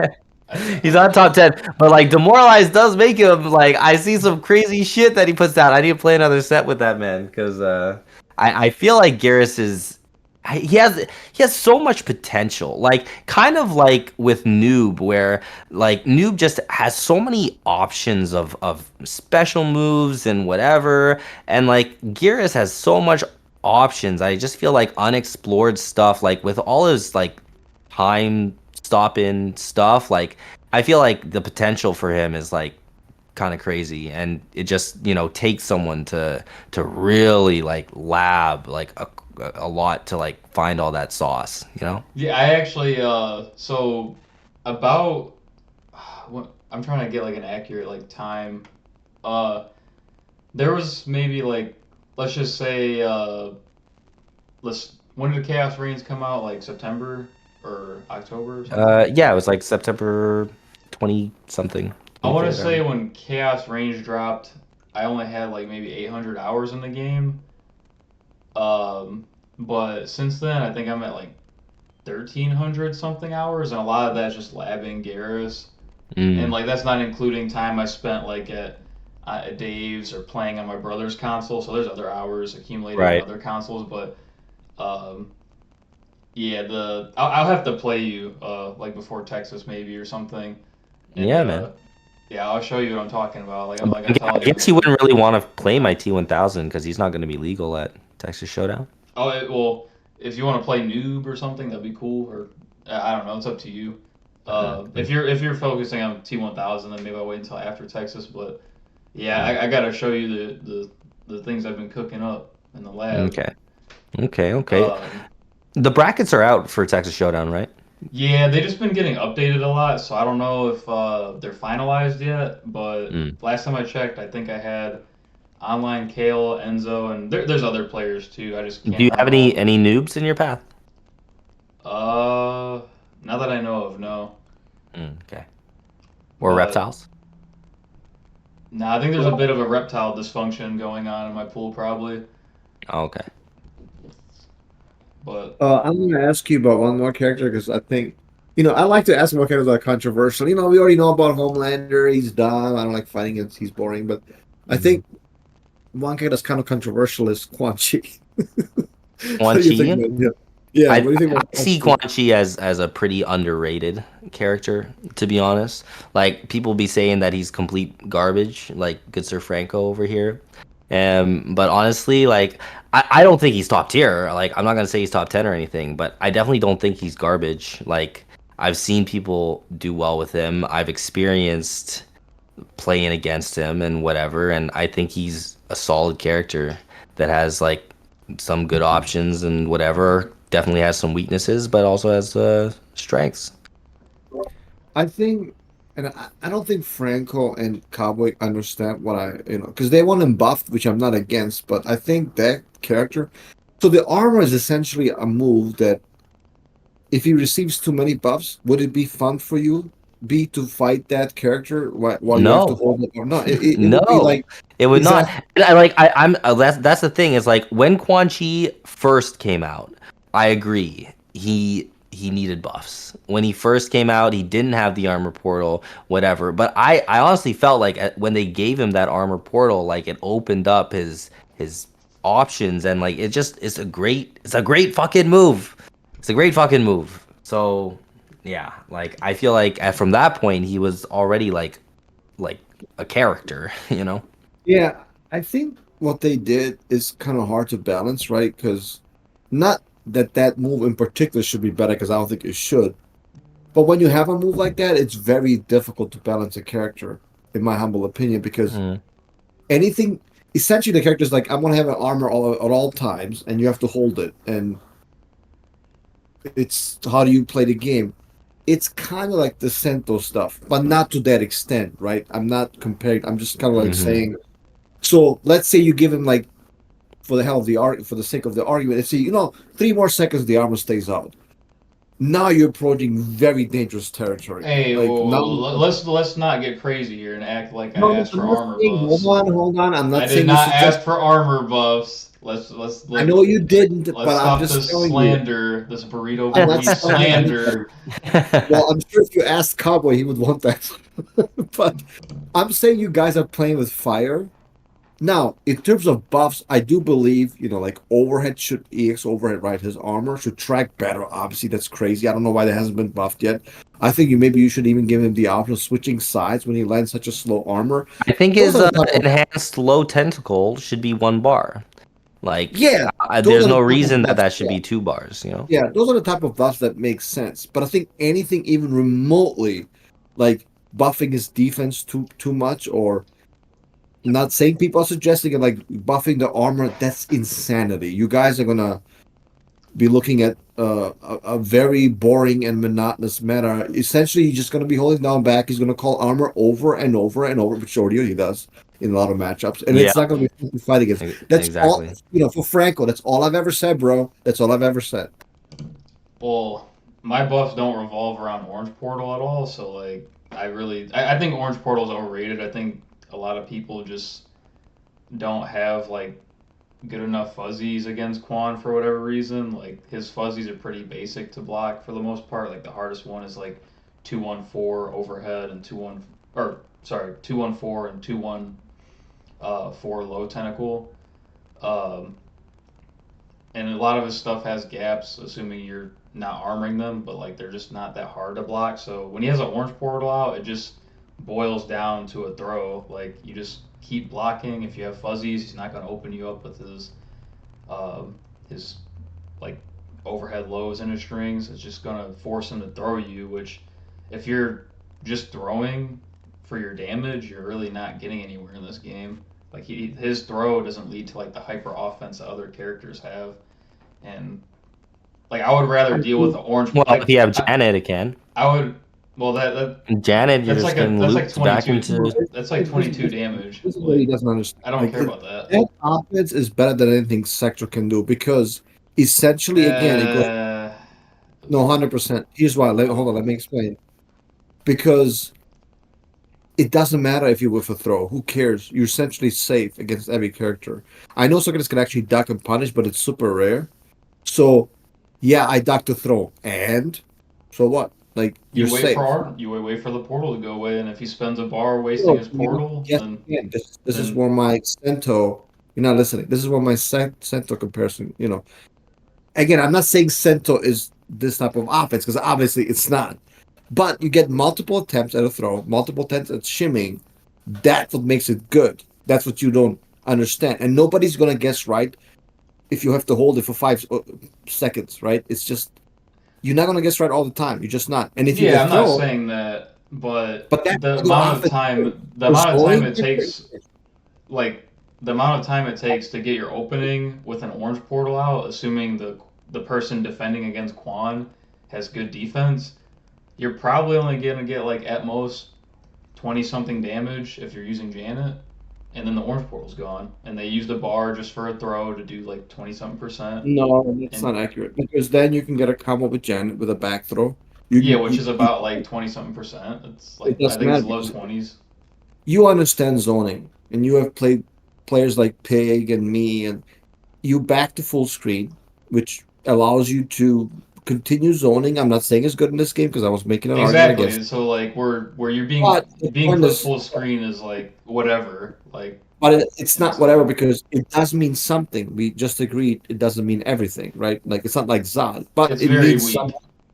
I think if they buff Quan Chi to what you like, all he would do, he would just destroy the mid tiers easily, and he will still struggle against the top tiers because they actually have offense. If you overbuff Quan Chi, he's just going to destroy Sector. He's going to destroy Peacemaker.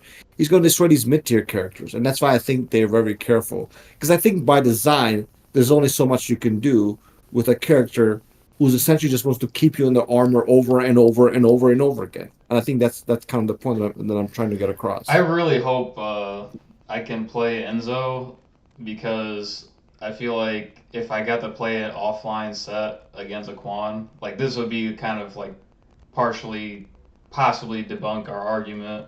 I would love to see that. But cause I would love the like if I had my choice to pick like an army to fight against, like I'm fighting an army of Quan Chis. I would rather fight. I would rather fight Quan Chi like my whole pool of Quan Chi over like a character like Kenshi or Homelander. Like they could have like a port like they can have a permanent orange portal. I do not give a fuck about that. Nobody's saying that Quan Chi is on the same terms as those other But characters. If you his orange portal's win condition is nothing comparable to like what people make it out to be. Is what I'm getting at. Like it's if you overrated. let's talk about similar like tier characters, if you ask me, would you want to fight Quan Chi or Lee Mei? Bring Lee Mei, please. I don't want to fight a Quan Chi. Like, no, I do Well, not. you do Yeah, have Enzo in your path. yeah. That's like that's why Oh I'm hoping to. shit, That's why I'm hoping to play him if our brackets don't get changed. dude. No, But well, now I'm really hoping that that happens. I want to see that. You got to but get through maybe wits yeah, to get there. yeah, I do have to get through Wits. He would be my second match, I think, if I win. I believe, and if he Yeah, wins, no. Well, now that you're talking about it, now I really want to see yeah, because I that. want to I want to settle this like Orange Portal nonsense like with mostly Dave, but Because I do if you lose that, you're getting blown up. yeah, but I'm willing to take that chance. I'm pretty Oh, confident in my Quan XP because I use the okay. character I fought against them. Like I'm not saying I'm Okay. going to have a 100% win ratio against the character for my entire career, but like I'm definitely like pretty confident I'll go positive. It's Okay. just Okay. I don't know how many times I'm going to run into Quan Chi offline, but this will be the first potentially. But Well, I will say this: your defense has always been one of the best I've ever seen, for sure. So, and it kind of goes back to my argument, right? If you have to rely on fake offense, I'm not suggesting that Quan Chi's is, then a player like you, it's going to be so hard, like especially with Gears, right? Because of the hourglasses and um, you're getting health back. So that's a major thing. But let's kind of move on. I want to ask Honeybee, as we're going to close soon because we don't want to keep you too long. Please tell us about your brother and where he's been. I've been very curious. I haven't seen. Does he still stream? Not that I know of, but give us an update, please. On bio, Yeah, bio usage. yeah, no, like he's not really gaming anymore. He's like working, at like a company of some sort, doing like more so like admin sales type things and whatever. But he's also like doing a lot of poker as well. He's been playing stuff. I don't know if you saw on Twitter, he had mentioned that he went to like Vegas. I think it was December that just passed. He went to Vegas for like a poker tournament or something like that. That he got Oh, like he won like a ticket essentially to compete, and I think he won like around like 12 grand or something because like he got like top 40 or something like that. So wow. yeah, he's been doing that, and like he's chilling with his girlfriend and whatever, and also just living life. He has mentioned that like if an Injustice 3 were to come out, he would be interested to play it again. I don't know if he would like actively compete and stuff, but I know he'd at least try it out. As long as he has that armor on the command throw, right? Yeah, God forbid that he Yeah. runs into pre-patch Kenshi in Vegas. Otherwise, he wasn't gonna get 12K. Yeah, again, man, it's such a pleasure to have people like you and obviously now to a much lesser extent your brother around because a lot of the players in the NRS community tend to be a lot younger and the old ones kind of like go away. Yeah, it's definitely getting to that point right now. Yeah, so such a pleasure, when I'm watching, I don't know, Rips Arena or Leaf live TV, I get to see you and I'm like, oh my God, I Oh cannot yeah, are believe you tuning in? Bro, I'm not like certain people. I actually watch the game, I play it, I know the game. And maybe I'll ask you about this as well, because the game has been very controversial. Maybe not so much recently, right? In terms of the product, right? Um, but I do enjoy it. A Do lot you of play Combat League? yeah, oh yeah. I play it I pretty feel consistent. like I never run into you.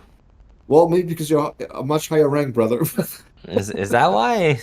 No, I'm usually hanging out with gods close to Elder God. I've never been able to actually hit Elder God, but I usually use Kung Lao now most recently, and I like Sector. I don't What like what's her. your online name? Is it still M2 It, Dave? yeah, it's still up to date. I think we're friends. I've just never run into you, but it's not about me. I want to ask you, what do you think like of the game as a whole? Because the game was released. I'm pretty sure everybody would agree was is in a pretty miserable state in terms of Yeah, like. a lot of issues for sure, yeah. Yeah, yeah. Can you talk about that? And do you think the game has improved dramatically? Like, where do you stand on this issue? Because, you know, one of our closest friends is Tom Brady. He's got a lot to say about this topic. Yeah. Where do you stand?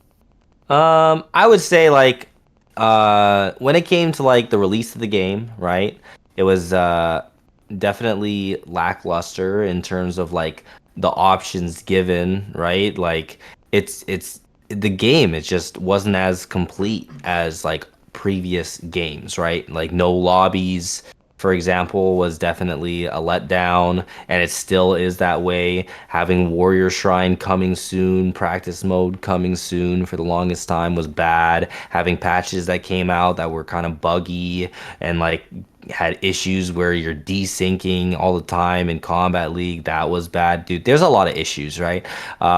But I do genuinely enjoy the game. Like, and I do think the cameo system can be really fun, and but at the same time it can be annoying, right, to play against based on whatever team comps you're going against. But at the same time, yeah, like I think there's a lot of things that you can do in the game that can be fun to explore. And like for me, like the first basically full year that this game was out, I was pretty much exclusively using Reptile, with the exception of like trying out a DLC character here and there for like maybe a few days when they would drop. I was like using Reptile, and for the most part, like despite the struggles, like I was enjoying it, and I got to I don't know practice. how, and I respect you for.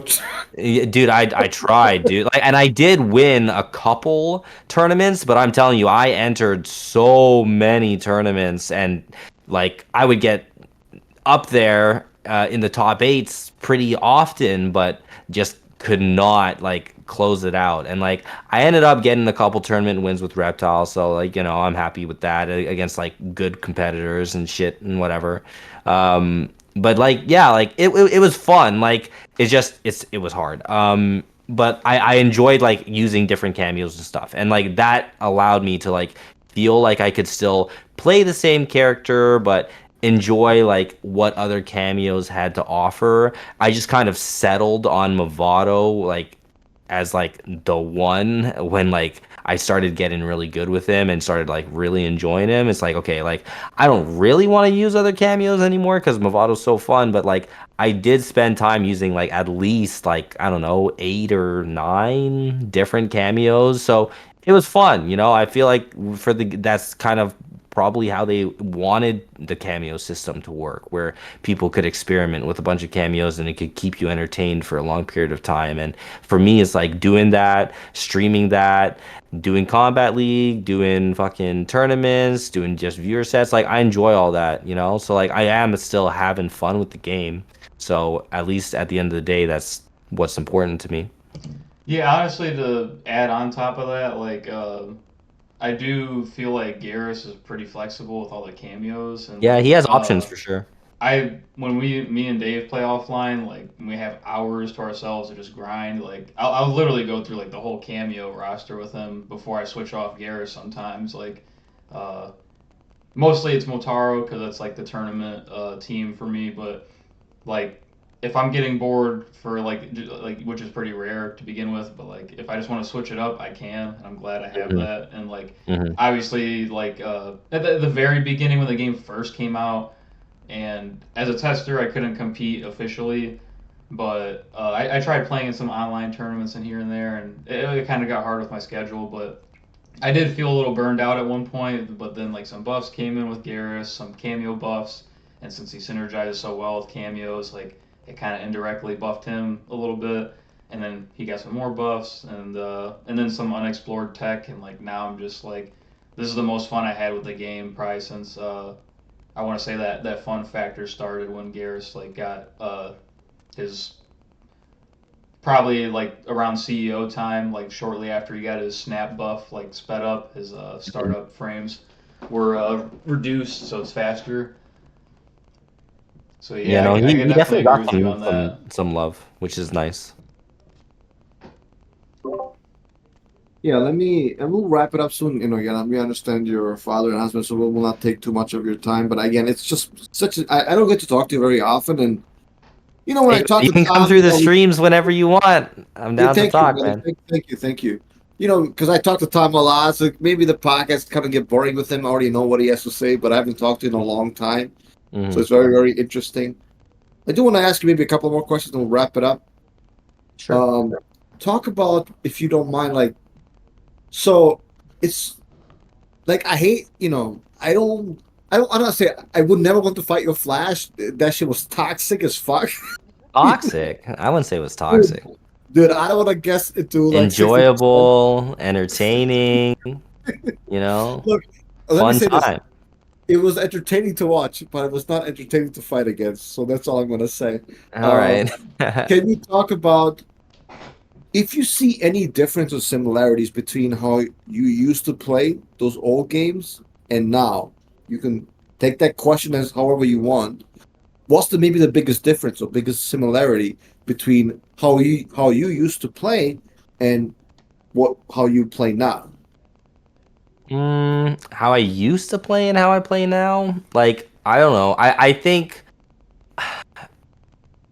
I feel like when it comes to characters, like a lot of I really just do go for characters that I just find cool, aesthetically pleasing, whatever. Generally, like the play style is more so like a rush down type of play style, right? I like to kind of be in your face. I like to have good pressure. I like to have like setup potentials. I like when I feel like I can get a ball rolling and always have that potential of the comeback, and just have good options when it comes to that. And I feel like I've always been like that, and like somehow I don't know, my characters are always, it feels like they always have that. I don't know if that's like a character thing or what, but like that's seems to be a reoccurring theme for me when it comes to like picking these different characters. Also, it just so happens that the characters that I play tend to have great down twos. Like Flash had a great down two, Devora did, even like Reptile, Noob, T1000 now, like they all got great down twos. So there's definitely some similarities there, I guess, when it comes to all that. But I feel like I've gotten just in ways better as a player from just being like, I think from the mental aspect of it and just being able to play the game and not get too upset at things, not get too upset when you lose and stuff like that. I think I've chilled out a lot more over the years of playing from what I used to be like during you know, the Injustice, MKX, maybe even Injustice 2 eras. I've kind of chilled down from that. Like losing doesn't really affect me as much. It's kind of whatever, brush it off type thing. But, you know, that's kind of what it is. Yeah, I have one question for you. I'm assuming Dave doesn't have any more or whatever, but I can kind of relate to you in that sense too. Like Yeah. as far as getting better with like losing or whatever, like just Yeah. taking losses. Like obviously when I joined the scene, I was like an MK9 at 10 years old, 9 years old, whatever, and playing Injustice One. Like I still was kind of just mindlessly like rushing people down. I could do combos, but like I didn't have the highest of fundamentals. But like Mhm. I definitely resonate with like over the years, like just improving on things across the games. Like I will say that I feel like my defense isn't as good as it once was. Like I get hit by overheads ooh, like all the time, man. that All the time I'm playing online, I'm getting hit by these overheads, and I'm ooh. like, man, I don't know if like if I was doing better when I was younger or what, but I felt like I wasn't always this free to overheads, but like they just be I don't getting. know, man. I Oh, think that's the online don't gameplay. scare me, man. Don't scare me. No, I'm too it's young a to hear thing. this. I'm too young to I hear think it's a this. thing, man. I think it's a No, thing. I don't think it's your fault. I generally believe that this game's online um, is flawed.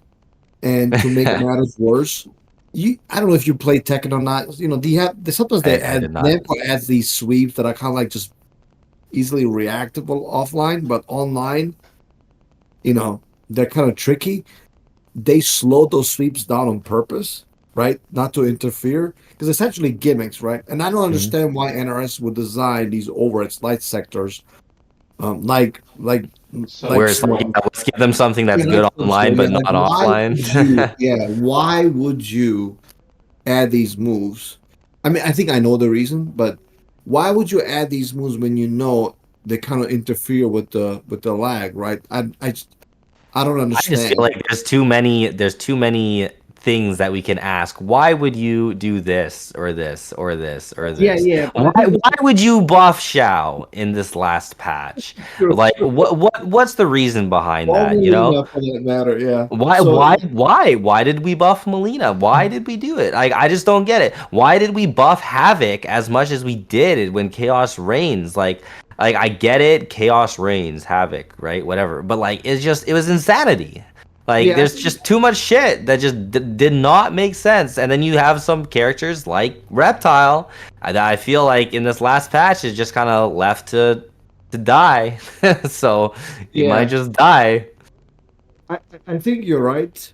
But what I'm referring to is just like basic, like not even the character specific, just like a basic philosophy how you balance the game. Right, it has nothing to do with the way I feel about Sector, or the way you feel about Reptile. It's just more like why would you add moves that are you know mostly reactable offline, and you add them online, and now these characters completely different. It's just like a Yeah, flawed it's design. weird. It's weird. Yeah, it's I very agree. strange, and uh, I hope they don't do that again for the yeah, next. it almost Mm. indirectly bites them in the ass too because like now you got to balance Sub Zero based off this reactable overhead offline, but Exactly, online it's exactly. like, oh Yeah, well, if we change Sub Zero this way, like he might be too much of a problem online because of that 4 frame extra lag that's making his overhead like hard to block. Like we can't really give him that change because of that. Like it kind of makes weird scenarios come up like indirectly.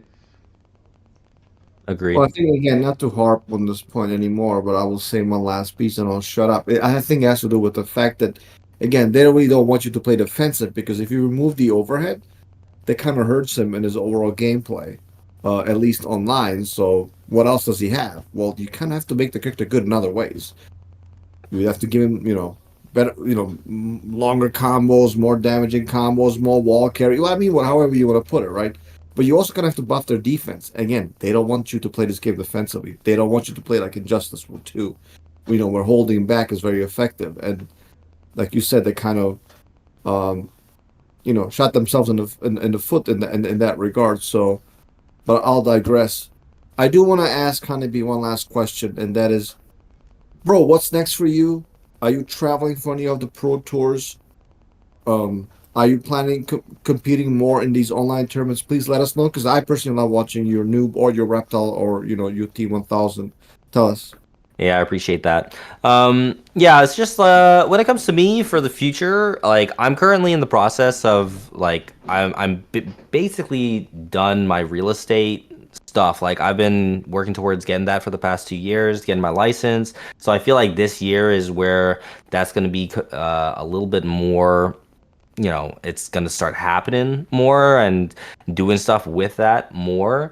But like in the meantime, like I do still have every intention to continue streaming and putting out content, entering online tournaments, and like when the pro comp online stuff is happening, I'll definitely be competing in that stuff. But it's like when it comes to offline, I feel like I'm just at a place right now, like in my life where it just doesn't make as much sense anymore for me to like be traveling and stuff like that. Like the offline scene isn't what it was when I was traveling. Like my brother's not competing anymore, so I don't have like someone to always go with. I'm now having to leave my wife and like 1-year-old baby and stuff like that. So it just doesn't make as much sense for me to do that. And then on top of that, it's like, yeah, like the money required to spend if I look at it from like a financial aspect, it's like I basically need like a top 3 or something at a tournament just to like break even,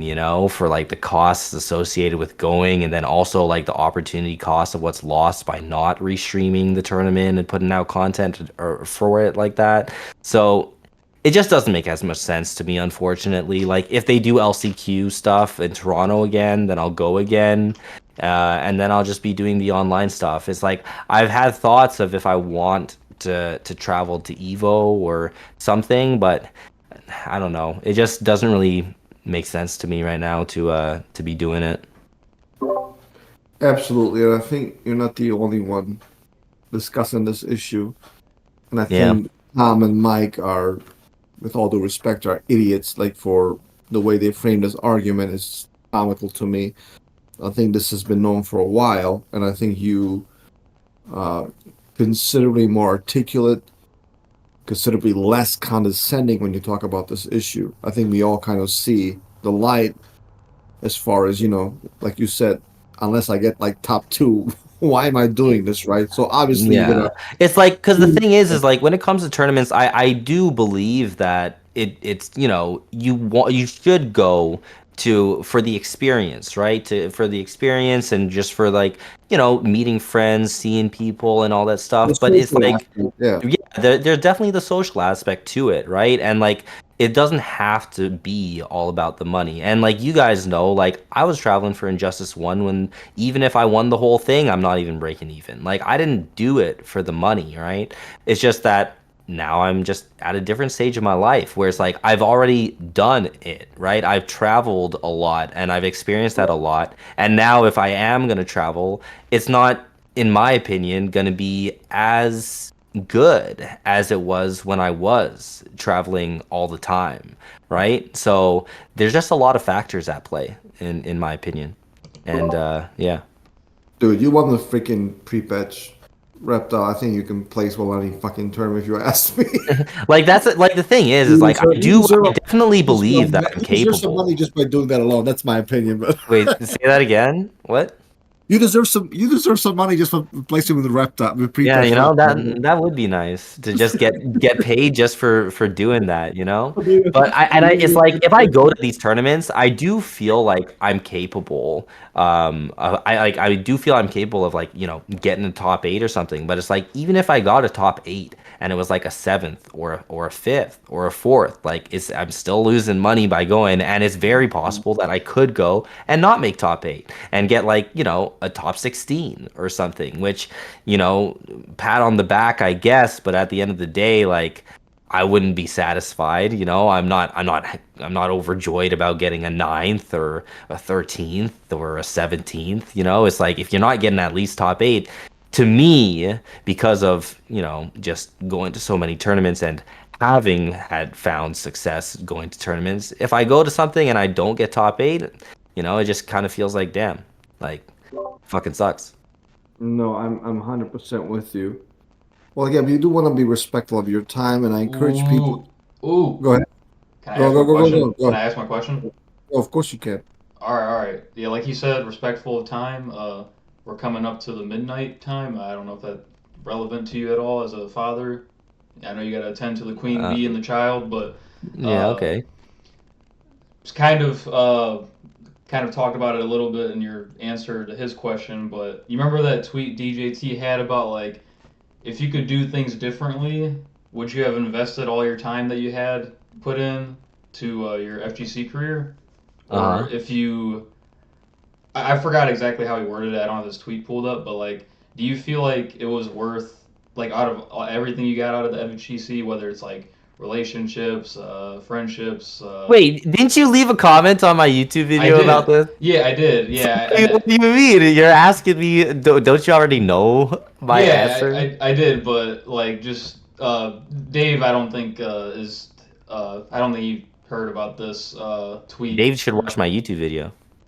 Yeah, No, I feel maybe. like we get a kick out of But it. I may not watch your YouTube stuff all the time, but I've seen pretty much all your tournaments. You know, well, it's Rips Arena, Coliseum, Leaf Live 2E. You So you should watch my YouTube video of do I regret my time as a competitor in NRS I games. apologize. I know you. Again, I want to give the audience, in case you're living under the rock, maybe just like me, but please subscribe. Honeybee CMNBR.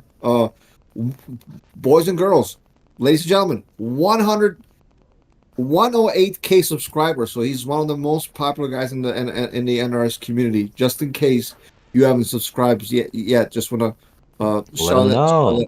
Yeah, so the man is getting the views. Just to be clear. yeah, yeah, a long time friend of ours for sure. Um, I know you. I know I already know your answer, kind of, but like, if you want to recap it, like, or shorten it, like, long story No, yeah, shorted or great something, question. because Yes, please do. Dave doesn't have like any context or anything, Long and story short oh, of if of I a 15 regret minute. competing in NRS games. Yeah, like, would you? Are you like? Uh, yeah, yeah, pretty much. Like, Like are the you? long story Do you think it short was worth it? the long story short is that I wouldn't change a thing about what has happened in, like, you know, the 12 years of me being part of the scene, right? There's so much to it. I feel like I did my best when it comes to like doing all the things that I feel like I could have done to make it as sustainable as I could, right? Like there's so much talk of, you know, this should be a hobby, this is not a career, blah blah blah. And I find it kind of funny to like see people talk about that all the time because I'm like one of the very, very few people that actually did choose to, you know, go this route and actually do well, not to like gloat or whatever, but you know, do well. And like I said in my video, like I spent like 5 6 consecutive years making 6 figures doing this. And you know, clearly I must have done something right, but at the same time it's like, you know, it's still an unstable kind of, not the type of industry that I would recommend people to get into, and to like better to focus on what is likely more stable. But you know, at the end of the day, I wouldn't change anything. And like I had so much great memories. I met so many great people, and I would 100% prefer being able to make my own hours, wake up when I want, stream when I want, do what I want. Over the last 8 years, I've never had to like go to an office or report to a boss to do anything like that. I've been able to just do what I want to do. But like there's drawbacks where, you know, you have times where the stream's not as good, or, you know, maybe some stuff with the game is getting annoying. So there's always going to be pros and cons to stuff, right? But at the end of the day, like I'm not going to complain about the position that I'm in. I'm grateful. Nice. That's kind of what I wanted to highlight because some people talk about, oh, it's not worth traveling for the low pay. But like, when I was first competing as a kid, like my very first goal was like, and this is like my 9-year-old mindset and kind of still carries to this day. Um, I always wanted to be the best with the character I used, and whether how many times I've been successful at that, I really don't know. Like maybe I definitely feel that. Swamp Thing, maybe I was the best Swamp Thing. Maybe Ferritor. I don't know. I know your brother I had don't that. know. I know your brother had that. Yeah, like but that was always my goal growing up. I didn't care about the money, and I know I said I was 9 when I started, so I wasn't even thinking about money.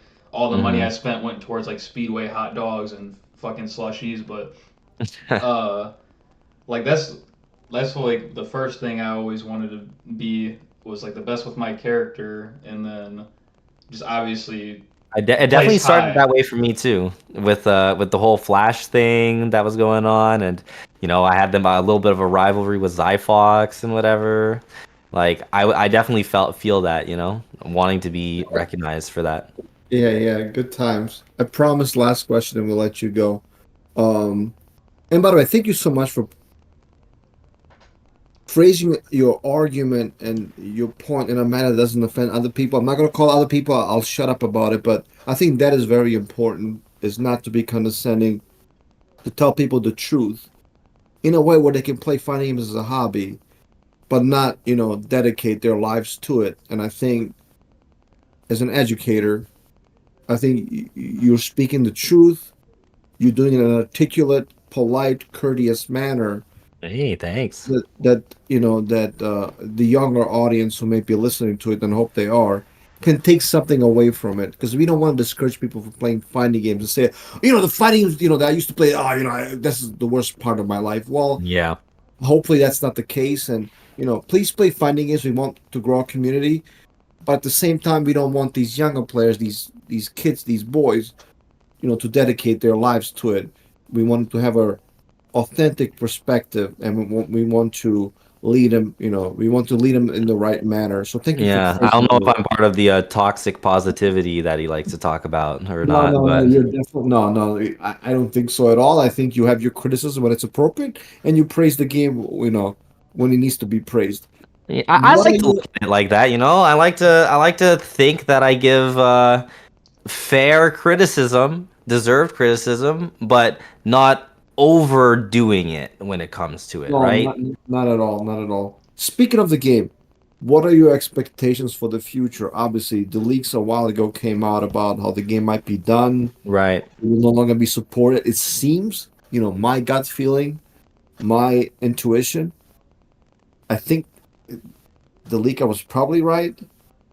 I believe there might be more patches coming up, before Evo, before, whenever they feel like, maybe at the end of this season.